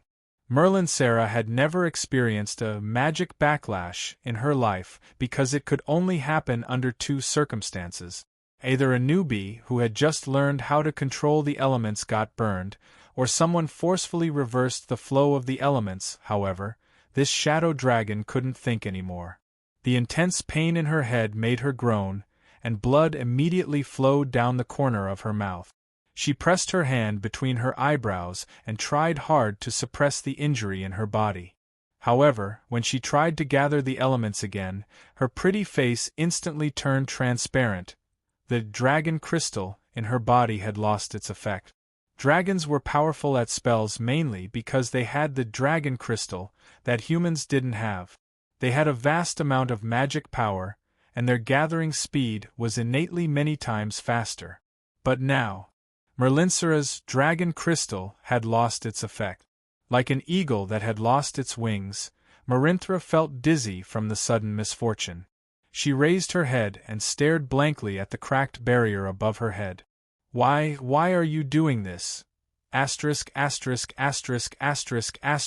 same time, Roddy's party was running towards the dungeon with all their might. In such a chaotic situation, the barbarians led by Erwin did not have any formation at all. They just charged forward mindlessly, but because there were no snow monsters turning around to fight back, they really opened up a path. Move forward! Move forward! Erwin took the lead and rushed forward with large strides. Although the barbarians were born with strong nerves, the scene in front of them caused their scalps to go numb. Although the snow monsters around them did not look at them, the stench and roars caused them to feel an irrepressible fear. Who knew if these monsters would drown the team in the next second? As blood splattered everywhere, Sodeler caught up to the barbarians. As he ran, he gave orders to the soldiers around him. The most important thing about an elite soldier was that they would not panic in the face of danger. Even though they were not in formation, the 40 or so soldiers still maintained their distance from each other through tacit understanding. They did not step on each other or fall behind. As the whole team flowed with the army of snow monsters, the whole team did not have the urgency to break out of the encirclement. From a distance, it looked like they were being carried by the snow monsters toward the dungeon. Sodeler did not dare to relax. He rushed to the front of the barbarians and began to lead the team toward the entrance of the outer city wall dungeon. He knew very well that although the pressure on the team seemed to have decreased, in fact, it was all borne by Roddy alone. Damn it! Why is there everything? At the back of the team, Roddy's arrows were mixed with undisguised curses. The low-level snow monsters were instantly killed while the high-level snow monsters could only slow them down. As for the tank-like, demonized snow monsters, Roddy could only rely on exploding arrows to break tree trunks to block them. If that was all, the team would have no problem rushing to the dungeon safely. But now, Roddy found that ultimate snow monsters with boss titles such as Marakshi and Tugia had appeared one after another. These were all monsters over level 40. Roddy could not even last one round against them. The hope in his heart had completely disappeared. Roddy only hoped that the team could move faster. He shot down the nearest snow monster, but when he turned around, he found an arrow flying from beside him and nailing a snow monster dozens of meters away. Roddy was stunned. He turned his head and shouted, "Don't you understand what I said? Follow the team." Not far away, Natha, who was about to shoot a second arrow, paused. Roddy's stern words even made her shiver. But seeing his expression, Natha bit her lips, hesitated for half a second, but obediently turned around and ran. Akasha was also at the back of the team. She slowed down and was about to cast a shield for Roddy, but Natha rushed over and grabbed her arm. Roddy looked at their backs and heaved a sigh of relief. There was only one thought left in his mind. As long as we break through the encirclement of the snow monsters, everything will be fine. We must rush into the dungeon. At this moment, thousands of snow monsters were crowded together outside the dungeon. The scene was like a school of fish attracted by bait. But no matter how these wild and violent creatures squeezed together, they kept a distance of more than 10 meters from the entrance of the dungeon. They did not dare to move forward. Charge! The soldiers who rushed over from outside had no other way out. They could only roar and launch a final charge. But unexpectedly, the team did not feel the slightest resistance. They broke through the encirclement like a knife cutting through butter and reached the entrance of the dungeon. The snow monsters did not have any intention of attacking them. Even when they were cut down along the way, they did not fight back at all. This scene made Sodeler, who was prepared for a fierce battle, feel very lucky. But then he continued to advance with his nerves tense. He was calm and cautious. He had already read Roddy's plan. At this time, he led the team to the leftmost path and entered the outer city wall dungeon. The barbarians and a group of armored soldiers followed in a line. They disappeared into the invisible barrier in a wave of elemental fluctuations. Natha and Akasha followed at the back of the team. After the two broke through the encirclement of the snow monsters, they stopped at the empty space in front of the dungeon at the same time. They turned their heads at the same time, one holding a bow and the other casting a spell. They were both prepared to cover Roddy. The ferocious faces of the snow monsters filled their vision, but for some reason, they stopped 15 meters away. Roddy's figure could be faintly seen, which made the two extremely worried. In just 3 or 4 seconds, he jumped on the back of a snow monster with a short bow in hand. He jumped 7 or 8 meters and landed in front of the two. Seeing that the team in front had entered the dungeon, Roddy breathed a sigh of relief. But in order to ensure the safety of Natha and Akasha, he still stayed at the back of the team. He held the short bow in his hand tightly, and an arrow was knocked on the string. As he ran, he aimed at the group of snow monsters behind him. The last 5 or 6 meters were covered in a few steps. But just as Akasha was about to step into the invisible dungeon entrance, the light above her head suddenly flashed. Ah! Ah! At the same time, the little cleric who was supposed to enter the dungeon seemed to have hit an invisible wall. Her body bounced back and she fell on her butt. Natha quickly pulled her up and looked forward with a puzzled face. Roddy stopped in his tracks. Before he could say anything, he heard the sound of the barrier cracking. At the same time, the snow monsters behind him roared in unison. They seemed to have received some kind of command and suddenly rushed toward the 3 of them. That scene scared Roddy out of his wit. Could it be that the instant's dungeon's entrance has been closed? The light in the sky disappeared completely, and the scenery around them darkened. The pressure on the thousands of snow monsters suddenly decreased. Natha clenched her teeth. She held the bow in one hand and pulled Akasha with the other. But this time, the barrier in front of them was not obstructed. The 2 suddenly disappeared into the invisible gate of the dungeon. Roddy frowned, but at this time, he had no time to think. He glanced at the tsunami-like snow monsters, activated, leap, and rushed into the dungeon. But just as he was about to enter the barrier, his heart skipped a beat. The position of the trees on both sides of the road in front of him was completely different from a few seconds ago. His heart instinctively became alert, but his body could not stop in time. He was instantly engulfed by the turbulent flow of elements. This feeling of entering a large team dungeon had not felt for a long time, but there was an inexplicable sense of familiarity in his heart. Roddy closed his eyes and only opened them when his feet landed on solid ground again. But then, his eyes suddenly widened and he stood rooted to the ground. At the same time, the team that had entered the outer wall dungeon was running on a flat road.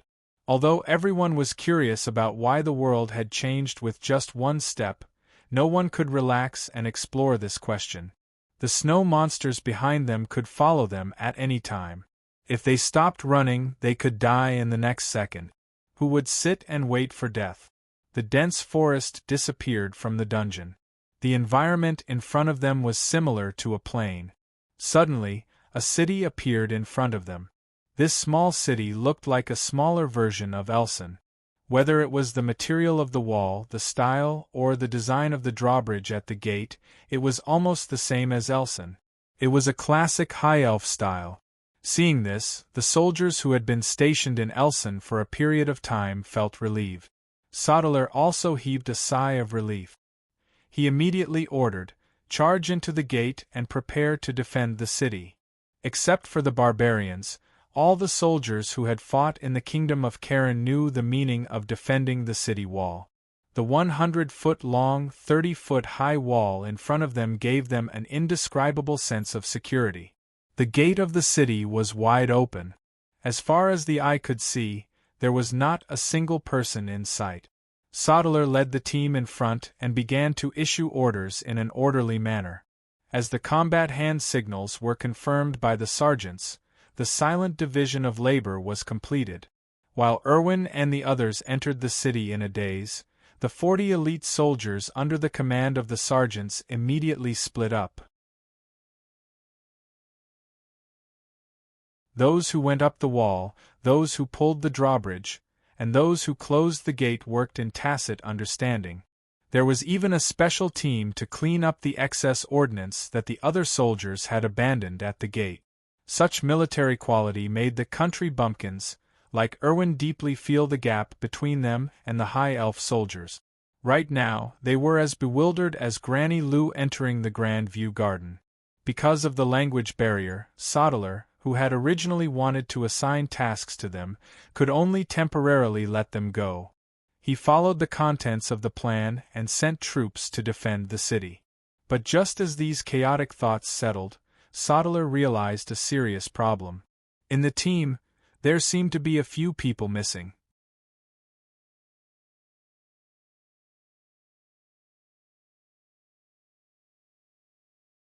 Chapter 428. A buzzing sound rang in her ears, and when her feet touched the ground again, Akasha staggered a few steps due to the dizziness caused by the elemental turbulence. Natha quickly reached out and steadied her body. The two stood still at the same time, thinking that Roddy would follow closely, but after 2 or 3 seconds, nothing appeared in the forest behind them. Roddy? Akasha had a bad feeling in her heart, and she turned around to call out. But at this moment, Natha suddenly pushed her away. Be careful! Crack! A cold breath brushed past her, and an explosion sounded. Akasha, who had lost her balance, was directly blown away by the airwave. But because her body dodged in time, she was not hurt. Akasha looked up, and then found that a round tower suddenly appeared in front of her. This tower was 70% similar to the Pasha Magic Tower in Elson City, but the height was a third lower, and the diameter of the tower was much smaller. Before she could see more, the fireball flying straight at her scared her again. Boom! Akasha dodged with all her might, and the airwave of the explosion made her extremely embarrassed.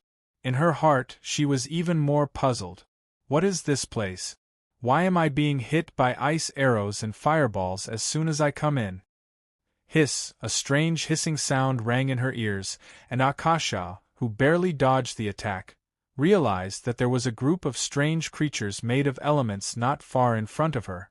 They were 3 to 4 meters tall, and their floating bodies were made up of smoke-like elements. The fire elemental was red, the water elemental was ice blue, and the thunder elemental was flashing with purple light. Such pure elemental creatures had only been recorded in the history books in the past, because it was impossible for such creatures to naturally form in nature. The entire continent had not seen any traces of them for hundreds of years. But how did they appear here? Quickly dodge! Natha's voice could be heard, and an arrow shot out at the same time, but Akasha could only watch as it nailed into the body of the fire elemental and turned into ashes. This counterattack seemed to have angered the 7 or 8 elemental creatures in front of her. They once again got into an attacking stance, and the soul-stirring elemental shock made Akasha's heart tighten. With the strength of these guys in front of her, any one of them could easily crush her to death. Just as the thought of despair rose in their minds, the two noticed that the other party had stopped moving and was abruptly aiming at another direction. In an instant, all sorts of elements poured out like a torrential rain, and the crackling sounds of explosions were deafening to their ears. Akasha and Natha turned around at the same time and realized that they were bombarding the snow monsters that had been chasing them. The snow monsters that had entered the dungeon were appearing in front of the magic tower one after another, and they seemed to have a group taunt. As soon as they appeared, the group of elemental creatures would completely lock onto them, completely ignoring the 2 humans who had entered first. Sodeler was missing, the army was missing, and Roddy was also missing. In this strange place, only Akasha and Natha were left. But the two, who had been swept up in the inexplicable battle, looked at each other, their eyes full of confusion. What should we do next? The team of more than 60 people had been divided due to the unstable tremors at the entrance of the dungeon. By now they had been divided into 3 parts. Sodeler, the army, and the barbarians had entered the outer wall.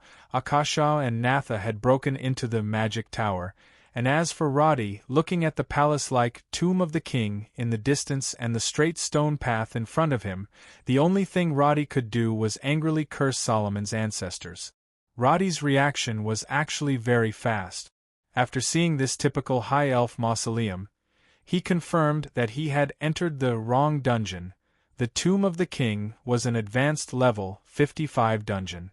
Regardless of who had broken the seal, the only thing he had to consider now was to leave this place as soon as possible.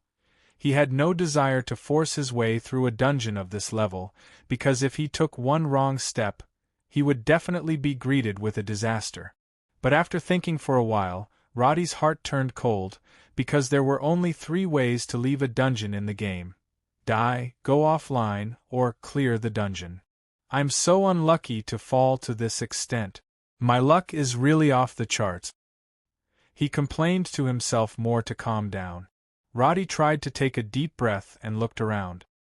He couldn't see Sodalar, Natha, Akasha, or the army at all, so he couldn't help but feel anxious and conflicted. He knew that there were pursuers behind him, so he immediately began to run forward. At the same time, he lowered his head to check his current equipment and status. Full HP and MP, short bow in hand, battle axe on his back, 8 explosive arrows in the quiver, purification blade at his waist, 4 spare potions, a powerful curse scroll, and an extreme water essence. A white halo appeared in Roddy's eyes because of the mark of the dragon slayer, but he couldn't be bothered to determine the position of the nearby giant dragons. After a few steps, he heard the signature roar of the snow monsters behind him. One figure after another rushed into the dungeon, charging straight at the running Roddy. Damn it, they're really persistent. The terrain was open, and there was no place to hide. Roddy could only brace himself and run forward. He didn't even have the interest to look back and shoot. There were too many snow monsters behind him, and it didn't make much difference if he shot 8 arrows or not. At this time, he could only pin his hopes on the buildings in the dungeon. If the terrain was suitable, he could still find a place to hide and escape. If he was lucky enough to find a choke point, it wouldn't be wishful thinking to turn back and kill these guys. Being chased by monsters didn't make Roddy despair. In the past, he had broken many solo dungeon records in order to improve his strength. It wasn't the first time he led a group of monsters through a dungeon, so even if there were hundreds of snow monsters behind him, he didn't feel that he was at the end of the road. As long as I can run faster than you, I'll find a way to kill you. After more than a year of bloody battles, Roddy's homebody aura had been polished away.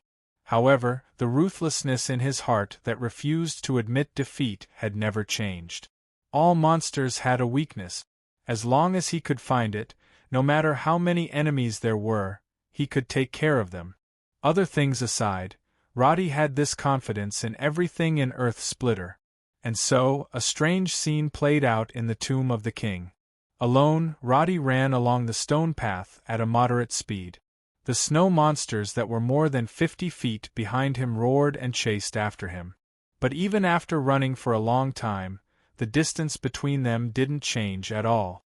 As Roddy ran, he also observed the environment of the dungeon. The style of the High Elves buildings was very easy to recognize. The palace not far away was pure white, and it had the architectural miracle aura of the Pantheon in ancient Rome. The square layout of the main body was filled with all kinds of complicated relief decorations and runes. The entire building was made of pure white stone. When the sun shone on it, it was crystal clear, and it was very eye-catching in the green plains. Roddy, who maintained a constant speed, had never been here before, but this didn't stop him from choosing a strategy based on his rich experience in dungeons. When he was about 100 feet away from the palace, he roughly estimated the terrain and the places where monsters might appear. Once he came up with a strategy, Roddy pulled out an explosive arrow and nocked it. When he reached the edge of the palace, he deviated a few steps and went to the other side. This was to better observe the surroundings of the palace to see if there were any monsters. However, after running for a short distance, Roddy almost stumbled and fell. Not far away, Marinthra was looking at the palace with a defeated expression. When she heard Roddy's footsteps, she slowly moved her gaze away like a rusty machine. The human and dragon stared at each other. Both of them had undisguised shock on their faces. But Marinthra's emotions were soon drowned by boundless despair. Dragons were born with arrogance. In some ways, they were more like the descendants of well-established human nobles. They heard a lot and practiced a lot, but they rarely encountered setbacks in their lives.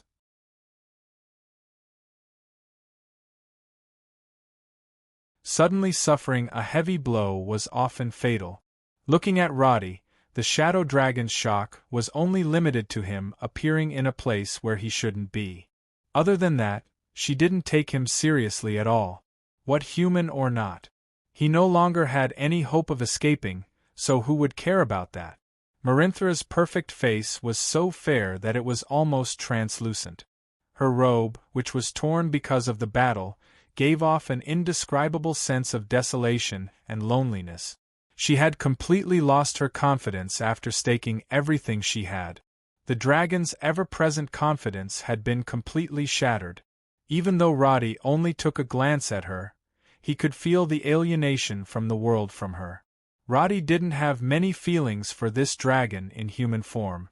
Although he could still remember the deal he made with her in the Silent Forest, it wasn't enough for him to befriend her. Based on his understanding of the dragon race, Roddy understood that these higher creatures had never really put themselves on the same level as the humans before. Their politeness and respect were, in fact, a manifestation of their inner arrogance. If he really thought that he could get her to help him deal with the snow monsters by waving and shouting, then he deserved to die in this godforsaken place. Greet her before continuing to run? He had nothing better to do. In the next moment, both of them looked away at the same time.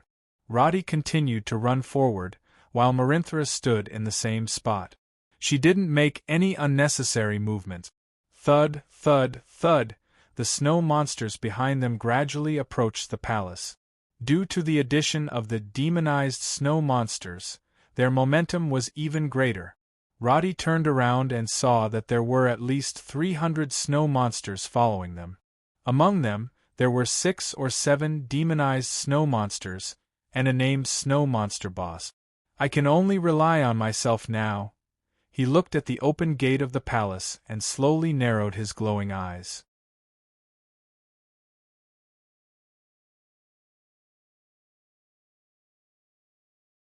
Chapter 429. Facing a group of enemies alone in an open area was a disaster for anyone. Roddy thought of running away to hide, but after running for a few minutes, he realized that it was impossible. The Tomb of the King wasn't a dungeon in the wild.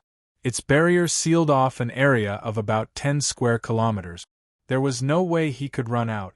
The reason why he was so sure was because Roddy saw the snow monsters behind him being pushed down by a thin layer of fog by the side of the road. The fog at the edge of the barrier just so happened to draw a circle around the palace. The path ahead was sealed off, and there were pursuers behind him. The situation before him was very difficult. As a player with rich experience in dungeons, Roddy immediately thought of 3 ways to escape. First, find the location of the bug and ensure his survival. Then, find a chance to use the stealth spell, and think of a way to escape. Second, jump above the palace, get out of the snow monster's sight, and think of a way to escape. Third, rush into the palace and complete the main quest of this dungeon. Then, leave this place openly. Anyone with a discerning eye would know that he should choose the first 2. Even if it was risky, it was better than losing his life. As for the last option, Roddy didn't even think about it. He knew his own capabilities very well. A level 55 dungeon would be difficult to complete even if he was at his peak. So, he immediately scanned the palace. He wasn't curious about the dark environment inside the door at all. His eyes quickly searched for the possible location of the bug. Even though Roddy hadn't fought this dungeon before, he was still a veteran player. The experience he had from his memories was a huge advantage that ordinary people couldn't have. He was also confident that he could find a way out. However, a minute later, Roddy's heart became increasingly nervous. After running around for a long time, he realized that there was no shortcut in the structure of the building. Hundreds of smooth white stone pillars surrounded the palace, forming a huge back corridor. Other than the door, there were no other decorations. There wasn't even a gap. This simple architectural style was the complete opposite of the High Elves' grand and magnificent style. In his panic, Roddy didn't have much time to search carefully. He could only grit his teeth and find another way to climb up. At this time, there were more than 1,000 snow monsters, and they had already surrounded the palace. Marinthra, who had been standing in the same spot, was instantly swallowed up by them. Roddy could not care less about the dragon lady at this moment. He quickly approached the stone pillar and raised his bow to test the strength of the stone. If the hardness of the stone was suitable, he would immediately choose to stab his dagger and short sword into the wall. He would not give the snow monsters any chance to grab him. Pah! The arrow was shot out at an extremely precise angle, exploding right in front of the stone pillar without the slightest deviation. If it was an ordinary marble, the subsequent explosion of the arrow would have been enough to blow off a large chunk of the stone. However, after the explosive arrow exploded, Roddy found that there were no traces of damage on the entire stone pillar. An almost undetectable wave of energy swept past. Roddy instantly understood. It wasn't that the stone was too hard to break, but that the power of the arrow was not enough to break the protective barrier on the surface. The roars of the snow monsters grew closer. Roddy's face tensed up. He quickly rushed to the side of the stone pillar, raised his hand, and swung the blade of purification with all his might. This sword was no ordinary weapon. If it were a normal stone, it would be no different from cutting tofu. But now, the blade broke with a crack. Roddy did not believe it and swung his battle axe at it, but the huge recoil almost tore his hand open. Damn it! There was nothing around him that he could use as leverage. The stone pillar was also more than 30 feet tall. Leaping and sprinting were completely useless.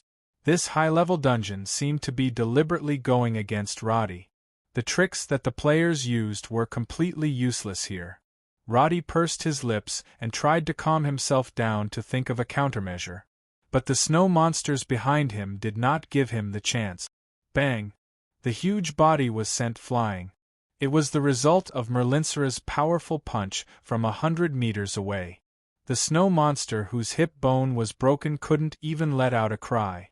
It fell silent after knocking down 7 or 8 of its kind. However, its death did not intimidate the other snow monsters at all.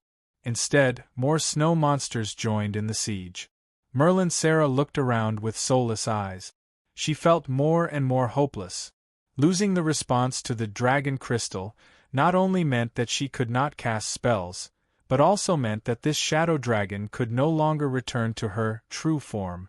These snow monsters looked majestic, and the demonized snow monster seemed to be able to fight 100 at once. But to put it bluntly, they were still low-level creatures. In front of a giant dragon, they were still a bunch of trash. As long as she returned to her true form, Merlinsera could probably kill these snow monsters with a flick of her tail.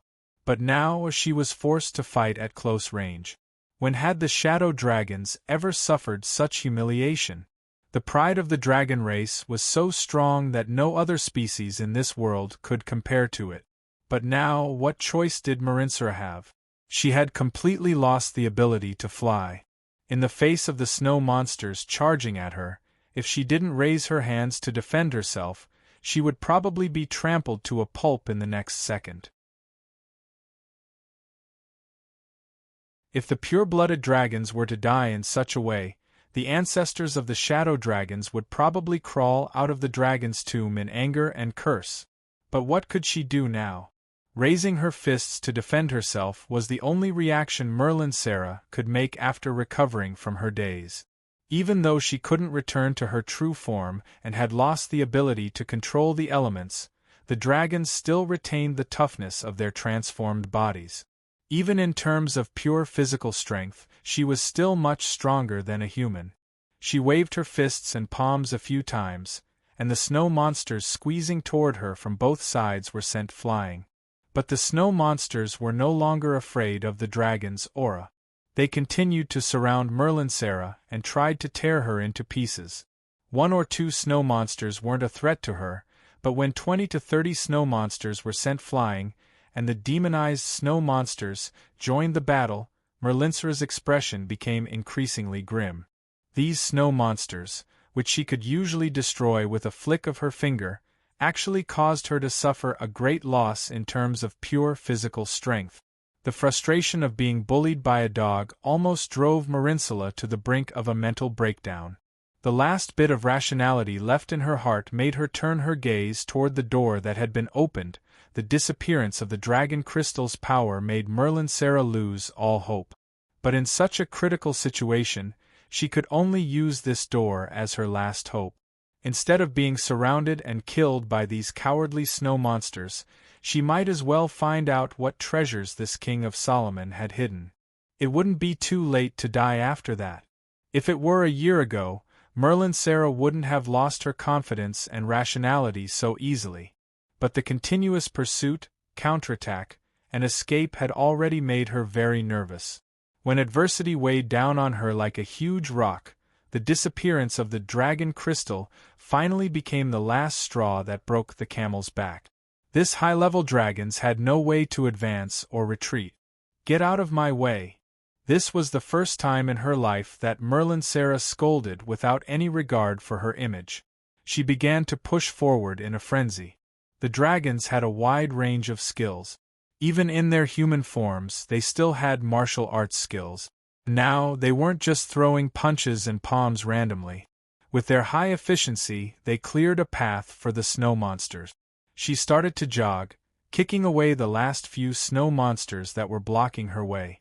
Just as she was about to step onto the white stone steps, she heard an angry shout from beside her. She turned around and saw Roddy, who was waving his battle axe, coming face to face with Merlinsara. But Roddy was obviously in a much more difficult situation. After a few attempts, he finally realized that he couldn't escape, so he had no choice but to enter the palace. At this moment, he was killing his way over. His body was covered in the blood of the snow monsters, and he had a "I'm going all out" expression on his face. Their eyes met again. Both of them were stunned for a moment, but they still didn't say anything. They turned around and rushed toward the door at the same time. Even though Marinsula had a resolute heart, she couldn't help but feel a little embarrassed when they reunited under such a strange atmosphere. As a member of the dragon tribe, why did she always have to meet this guy at the most embarrassing and shameful times? At this moment, she no longer had the arrogant attitude that she had when she promised Roddy something. Even though her appearance was still as perfect as a goddess, her messy hair and torn clothes showed that she was currently in dire straits. But Roddy didn't have the mood to look at the change in this dragon lady's temperament. At this moment, not only were there demonized snow monsters chasing after him, but there was also a level 40 boss pouncing at him with an earth-shattering momentum. After using leap and sprint, he was finally able to evade the attack by a hair's breadth. His shoulder was almost touching Merlinsara's as he rushed into the palace gate. The snow monster boss that caught up with him was blasted away by the invisible barrier in front of the door with a loud boom, and lost consciousness on the spot. "What's that sound?" Sodaler raised his head in alarm, trying to identify the faint roar in the wind. But standing on the city wall, he couldn't get rid of the interference of the roars of nearly 1,000 snow monsters. After frowning in distress for a long time, he gave up on thinking about the source of the roar and continued to command the soldiers on the city wall. "There's military equipment on the second floor of the east side. Makar, bring a team to move it out. Buller, check the rations. Calculate how long we can last. Davian, find 3 people to reinforce the city gate." The soldiers ran back and forth, busy but not panicked. But under the seemingly calm surface, some emotions were quietly spreading among the soldiers. Why did Lord Roddy close the city gate without coming? Lady Akasha is missing, and so is the wood elf. Could it be that they— Shut up! Do you still dare to question Lord Roddy's ability? But, damn it, these damn snow monsters. The team had lost 3 people. Most importantly, they still hadn't seen the commander who had led them from the border to create miracles. The blow of losing a general was fatal to any team. If it weren't for Sodaler forcefully pulling them together with his authority, the morale of the soldiers would have long since plummeted to the bottom. "Where did you go?" Sodeler looked calm on the surface, but inside, he was burning with anxiety. Although the snow monsters couldn't break through the city gate for now, a battle was inevitable. After Roddy went missing, could this experienced team still fight to the death like before?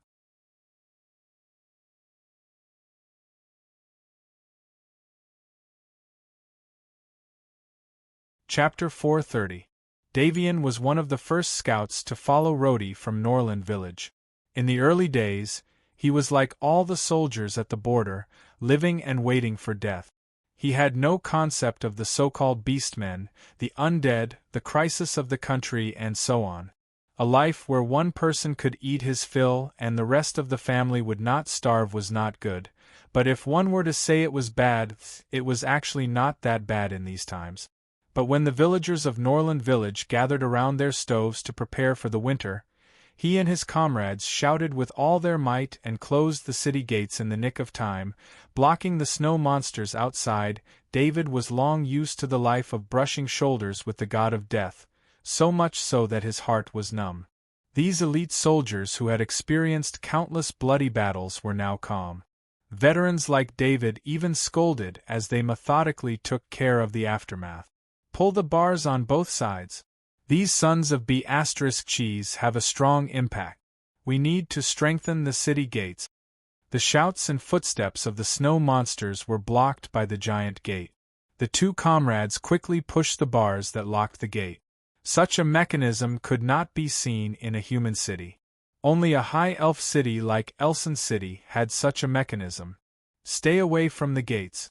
Desir, do you not want your dog legs anymore? Crack, crack, crack. Some sounds came from within the city gates. Then, two thicker stone gates rose from behind the gate. The soldiers hurriedly moved aside, watching as the gates were completely sealed. David wiped the sweat from his forehead and waved his hand. You two guard the bars. I'll go report the news. As soon as he said this, the snow monsters' roars were followed by the muffled sound of the city gates being knocked. But seeing that the reinforced stone gates did not budge, David did not waste any time. He strode towards the figure holding the dragon bone shield on the city walls. The city walls were not tall. They were at least 3 levels lower than Elson City. But while the sparrow was small, it had all the essentials. David had also gone through rigorous training. He remembered the commands of the sergeants and the lectures of the fortress clearly. So, he could now recognize the military warehouse, dormitory, city defense equipment warehouse, magic core, and other symbolic rooms around him. What are you moving? 3 or 4 teammates carrying pots brushed past him. David asked casually, but the answer he received made him jump in fright. Makar found a pile of defensive equipment. This is stored fuel. There's actually such a thing? The situation was critical, and no one stopped to exchange pleasantries or explain anything. David and his comrades asked each other about the situation as they ran, but they all looked at each other strangely. Not only was there a mountain of fuel in the armory, there were also all sorts of defensive equipment and rations that had yet to rot. But according to Captain Roddy, this city should be a high elf ruin that had been lost for many years. Why did it seem like there were still people in the city a moment ago, and they were prepared to face the enemy at any time? No one could answer this question because even Baron Sodeler, who was standing on the city wall, didn't know the reason. Facing the soldiers' reports, the only thing he could do was to send the few elite soldiers into battle. Below the city wall, thousands of snow monsters had already begun to attack the city. While they were outnumbered, Sodeler heaved a sigh of relief with the complete city wall and sufficient defensive equipment. The enemy didn't have any siege equipment and could only climb up with their bare hands. The result was a one-sided massacre. In just 5 or 6 minutes, the snow monsters suffered heavy casualties from the city defense crossbows, rocks and fuel. Send a reserve team to replenish food and water. We may have to prepare for a long time. Sodeler was actually a little lost, but he had no choice but to give such an order. He didn't know if Roddy was still alive, and he didn't know why he was defending. For a long time, all the operations had been planned by Roddy. While he had his doubts at first, the results of every battle proved that Roddy was right. So over time, Sodeler found himself gradually forgetting some things. He just had to stand in the back and carry out the plan. But after Roddy disappeared, he suddenly understood something. Although he seemed to be working hard, he had long forgotten the fact that on the way forward, Roddy's share of the pressure had long exceeded everyone's imagination. Although the task of training and commanding troops was tiring, compared to Roddy, who every step determined everyone's fate, the pressure was still worlds apart. And under such circumstances, Sodeler found that he hadn't expressed any opinions for a long time, and he didn't even voice his opinions. He was already used to moving forward with Roddy and gradually lost his insight and judgment. If you were here, what would you do? Sodeler took a deep breath and then shook his head. No. What I need to consider now is what I should do. Looking up, Sodeler carefully observed the surroundings and found something strange. The city wall here wasn't straight, but had some strange corners and arcs.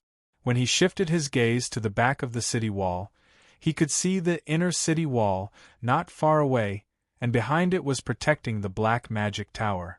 Those places were marked as off-limits on Roddy's map. Sodeler narrowed his eyes and shifted his gaze. Do I have to stubbornly hold on here? He gripped his shield tightly and took a few steps on the city wall. Before he could make a decision, his brows suddenly furrowed, and a hint of anger appeared on his face. On the city wall, the 20 or so barbarians stood to the side in a daze, with no intention of helping at all. Not only that, as all the soldiers were doing their best to deal with the snow monsters, their eyes flashed with undisguised fear and cowardice. After so many days of traveling, even though the barbarians didn't speak the same language, they could definitely understand basic commands. Therefore, there was no need to think about the reason for this situation. These 2-meter-tall barbarians were afraid. While Sodeler was in a rage, Roddy and Marinsura were staring at each other in the White Palace. After entering the palace, Roddy knew that he was temporarily out of danger. He had been standing here for nearly a minute, and not even the slightest noise could be heard behind him, let alone the snow monsters. Apart from his and Marinsura's slightly hurried breathing, there was no other sound in the surroundings. Drip. When blood flowed down the metal blade to the ground, Roddy suddenly came back to his senses. He took a deep breath and then coughed dryly. Hello, Madame Marinsura. His words were dry, but Roddy couldn't think of a better opening line. At this moment, he was covered in blood, and his armor looked as if it had been splashed with red dye. On his body was a short bow, a quiver, and a short knife. Coupled with his unkempt appearance, he looked a little disheveled. But Marinsura wasn't any better. Her dark purple robe was wrinkled and wrapped around her body. She gently pressed the bleeding wound on her abdomen. Hearing Roddy's greeting, this dragon's raised her head and frowned for a long time. Then, she asked, Are you here to look for the treasure? When she asked this question, Marinsura tried to make her voice sound dignified and cold, but the emotions in her heart were far from simple. In the previous battle with the Frost Wyrm, this inconspicuous human in front of him had relied on trickery and luck to kill the powerful Visum and save him. She remembered all these things, which was why she had the intention to talk to Roddy now. If it had been anyone else, they would have been killed with a single punch before they even had a chance to speak. After being on the run for so long, Marinsura didn't trust anyone. Humans were known for being greedy. Even if it was Roddy who had saved her before, she didn't have much hope for him. As long as there were enough benefits, humans wouldn't feel any guilt betraying them. However, Roddy's answer made her slightly relieved. Treasure. Roddy raised his eyebrows. He seemed to have understood something. Then, he spread his arms and said, I have no idea where this place is. As for the treasure you mentioned, I've never heard of it either. Seeing Marinsura's narrowed eyes, Roddy knew that there was no room for ambiguity. He continued to explain, "My team was doing well in the Deathward Ravine, but suddenly, so many snow monsters appeared out of nowhere. They had no choice but to run this way, and I ended up getting separated from them." After saying this, the two of them fell into a short silence. Roddy knew that Marinsura didn't necessarily trust him, so he didn't wait for her to weigh the pros and cons. He continued, "You know how strong I am. To put it simply, I just want to escape and meet up with the team. I don't think about anything else.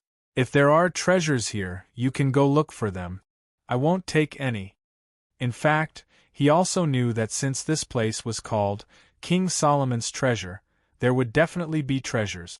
However, Roddy's biggest advantage was that he had a clear understanding of himself.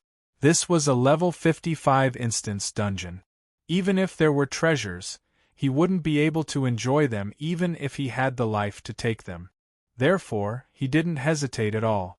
After making things clear, Marinsura's cold wariness lessened. She looked into Roddy's eyes and nodded in tacit agreement. Then, she walked forward without saying anything else. Towards her savior, Marinsura's reaction was very heartless. However, Roddy wasn't surprised.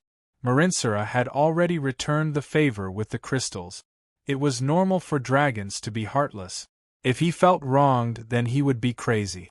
Looking at Marinsura's back, Roddy knew that she had drawn a line between them. He didn't say anything else and stood on the spot to observe the interior of the palace. Compared to the plain exterior, the interior of the palace was completely gorgeous. There weren't any gold, silver, jewels, or crystals. What he could see were all kinds of reliefs and standing statues. The reliefs on the walls were vivid and realistic. The expressions of the figures were clear, and the composition was exquisite. It was obvious that they were narrating some important historical event. There weren't many full-body statues in the palace. Roddy looked around, and the first thing he saw was the statue of the king under the bronze canopy in the center of the palace. The bronze canopy was black and yellow and was more than 10 feet tall. The 4 pillars were decorated with fire, waves, green vines, lightning, and other materialized elements. It could be said to be an exquisite work of art. And on the stone thrown directly under the canopy sat a young high elf. This high elf didn't seem to be sitting properly. Instead, he leaned sideways and played with a magic wand with his slender fingers. His lifelike face revealed an indescribable arrogance and cynicism. His eyes looked forward, and the corners of his mouth curled up as if he was laughing at someone in the distance. "This is King Solomon?"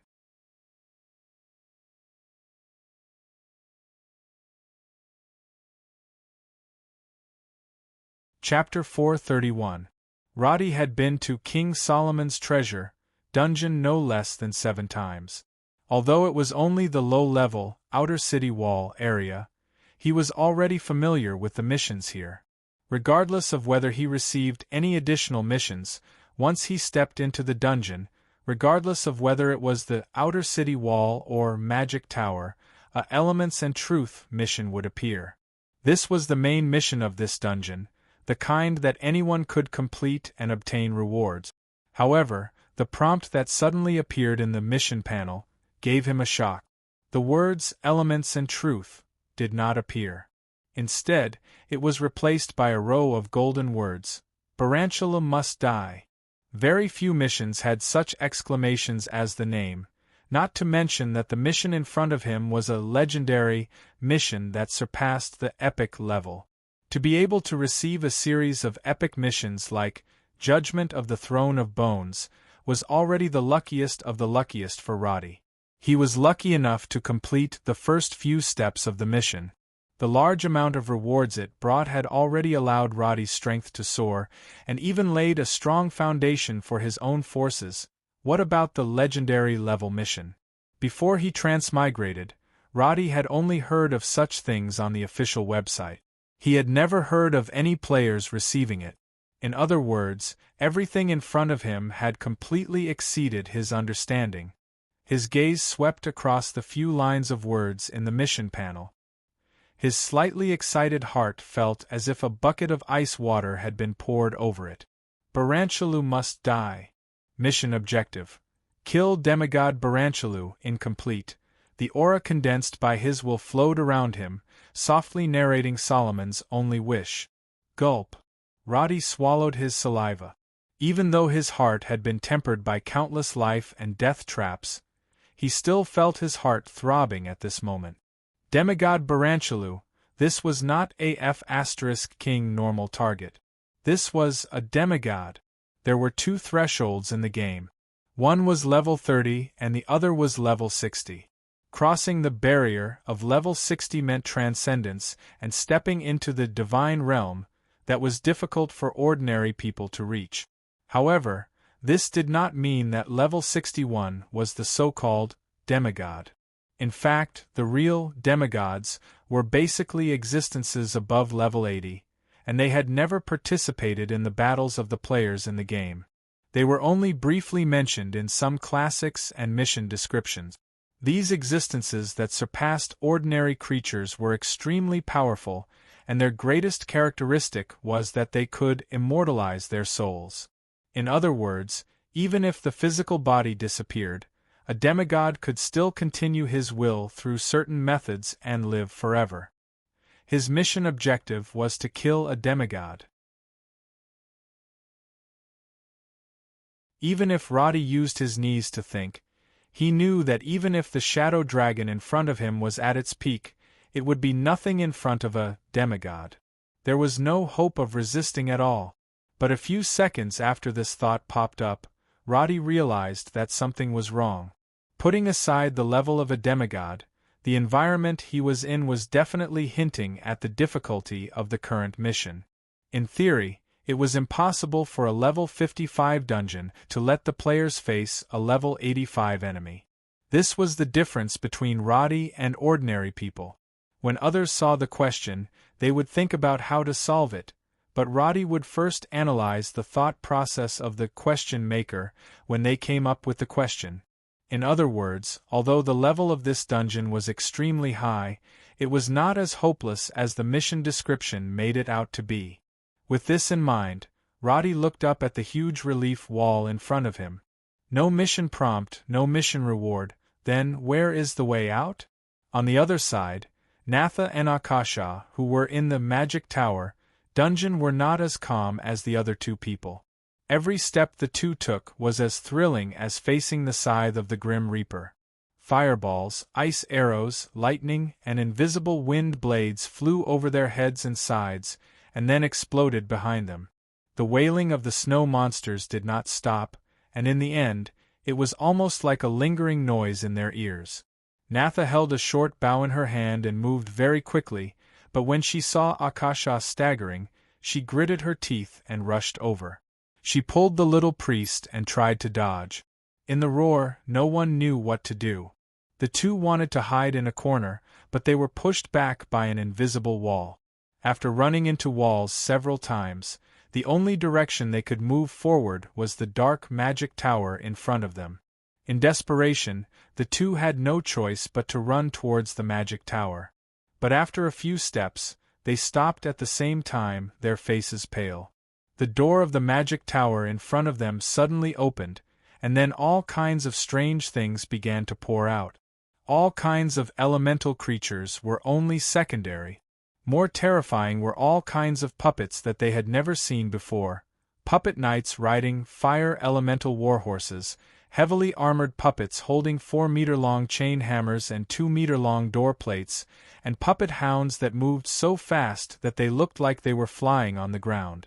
These guys were obviously not living creatures, but they all had an indescribably strong aura. In the end, there was even an elemental flame demon that was 10 meters tall, holding a giant burning blade, and bursting with magma. The unquestionable ancient aura with a terrifying heat hit them head-on, and Akasha and Natha were completely in despair. Divine spells and arrows were obviously useless in front of these guys. Almost in the blink of an eye, the fastest puppet hound had already pounced on them. Hum! The sound of the holy shield being cast rang out. Natha pulled Akasha and wanted to lower their bodies, but the expected sound of the shield hitting did not come. The 1-meter-tall hounds swooshed past them, and did not care about them at all, and the puppets and elemental creatures that followed behind also ignored them, and rushed toward the snow monsters behind them, making the battle even more intense. Cough, cough, cough. What's going on? The two who quickly moved to the side were lucky not to be burned to death by the high temperature of the flame demon. They tried to smooth their hair that was slightly curled because of the high temperature, and looked back at the noisy battlefield, their faces full of confusion and helplessness. Akasha and Natha's brains were not slow, and they quickly realized that these things should be the guardians of the magic tower, and there was probably an unknown reason for them to come out at this time. But compared to these guys' conflict, they were more concerned about their own situation. What should they do to escape from here? There's no other way. Let's go forward. Natha was proficient in reconnaissance and excellent archery, but in such a situation, she did not have the ability to make decisions. On the contrary, Akasha was the fastest to calm down. Perhaps it was because of Roddy's influence. In such a moment of life and death, she analyzed the current situation at the fastest speed, and then made the only feasible choice at the moment. Enter the mage tower, we'll close the door, and see if we can lock them outside. Akasha still remembered the sturdiness of the Pasha magic tower's barrier. No magic tower would be as simple as it looked on the surface. According to her understanding of the High Elves, once the protective barrier of this mage tower was activated, it would definitely be as sturdy as the tall city walls of the human cities. Although this was only a guess, a glimmer of hope was better than sitting around and waiting for death. Now that they had made the decision, without another word, they stepped into the area of the tower, and without hesitation, rushed into the huge black door of the mage tower. After using detection divine spells to confirm that there were no traps around, the two immediately began to close the door from the inside out. Thanks to the floating magic circle carved on the door, the two successfully closed it from the inside out. Clang! However, the moment the door was closed, a blue stream of light suddenly rose from the ground, and a large number of dense runes appeared on the tower door. When the light dissipated, there was originally some noise outside completely, leaving only endless silence. Natha vaguely understood what this meant. When she reached out to pull the door again, Akasha said, "It's useless, this place has been sealed." Although her words were calm, Akasha's hands were tightly clenched. Fear, helplessness, hesitation, and a mess of emotions almost made her break down. There were originally only 2 people left in the team, and they had no idea where the rest were. Now that there was something in the mage tower, they were even more clueless. Maybe in the next second, a fire-like creature would appear and directly burn them to death. Although Akasha and Natha did not say anything when they could not see Roddy, they were unusually flustered inside. However, after going through so much danger, their current calmness was just an instinctive restraint. After taking a breather in the silent tower for a while, the two looked at each other, completely unsure of what to do next. But out of instinct, Natha still carefully observed the internal structure of the magic tower. The spiraling tower was clear, and the rooms were scattered in her field of vision. However, there was no sign that explained the room's function like in the Pasha magic tower. Instead, there were some messy and random carvings on the walls and some pillars. At a glance, it even looked like someone was venting their anger out of boredom, without any of the strictness and cleanliness that a magic tower should have. And in the center of the first floor of the magic tower, there was a round hole 5 feet in diameter. The round hole was octagonal, and the edges were decorated with indecipherable magic patterns. Natha did not understand the High Elves' language and magic, so she was confused. Akasha, on the other hand, had done some research on the High Elves' civilization. At this time, she directly walked towards the hole. "Akasha." Natha was unusually cautious and hurriedly called out to warn her. But then she found that Akasha suddenly froze in the round hole. This scene shocked her, and she quickly rushed to Akasha's side. But when she looked down, she also froze on the spot. Under the round hole, a huge crystal that had been dug out was emitting a gentle light. This magic tower itself was more than 70 to 80 meters tall, but the depth of the vein below was at least 200 meters. As far as the eye could see, the end of the crystal mine could not be seen. The countless glowing crystals were accompanied by the black rock layers, like a giant snake crawling on the ground. Ice crystal ore? After a full 10 seconds, Akasha suddenly remembered this term that she had seen in the High Elves' books. What is that? Natha, who usually did not speak much, asked.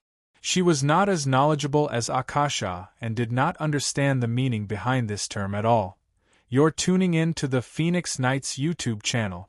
Don't forget to subscribe and join us on this journey to catch the most captivating stories.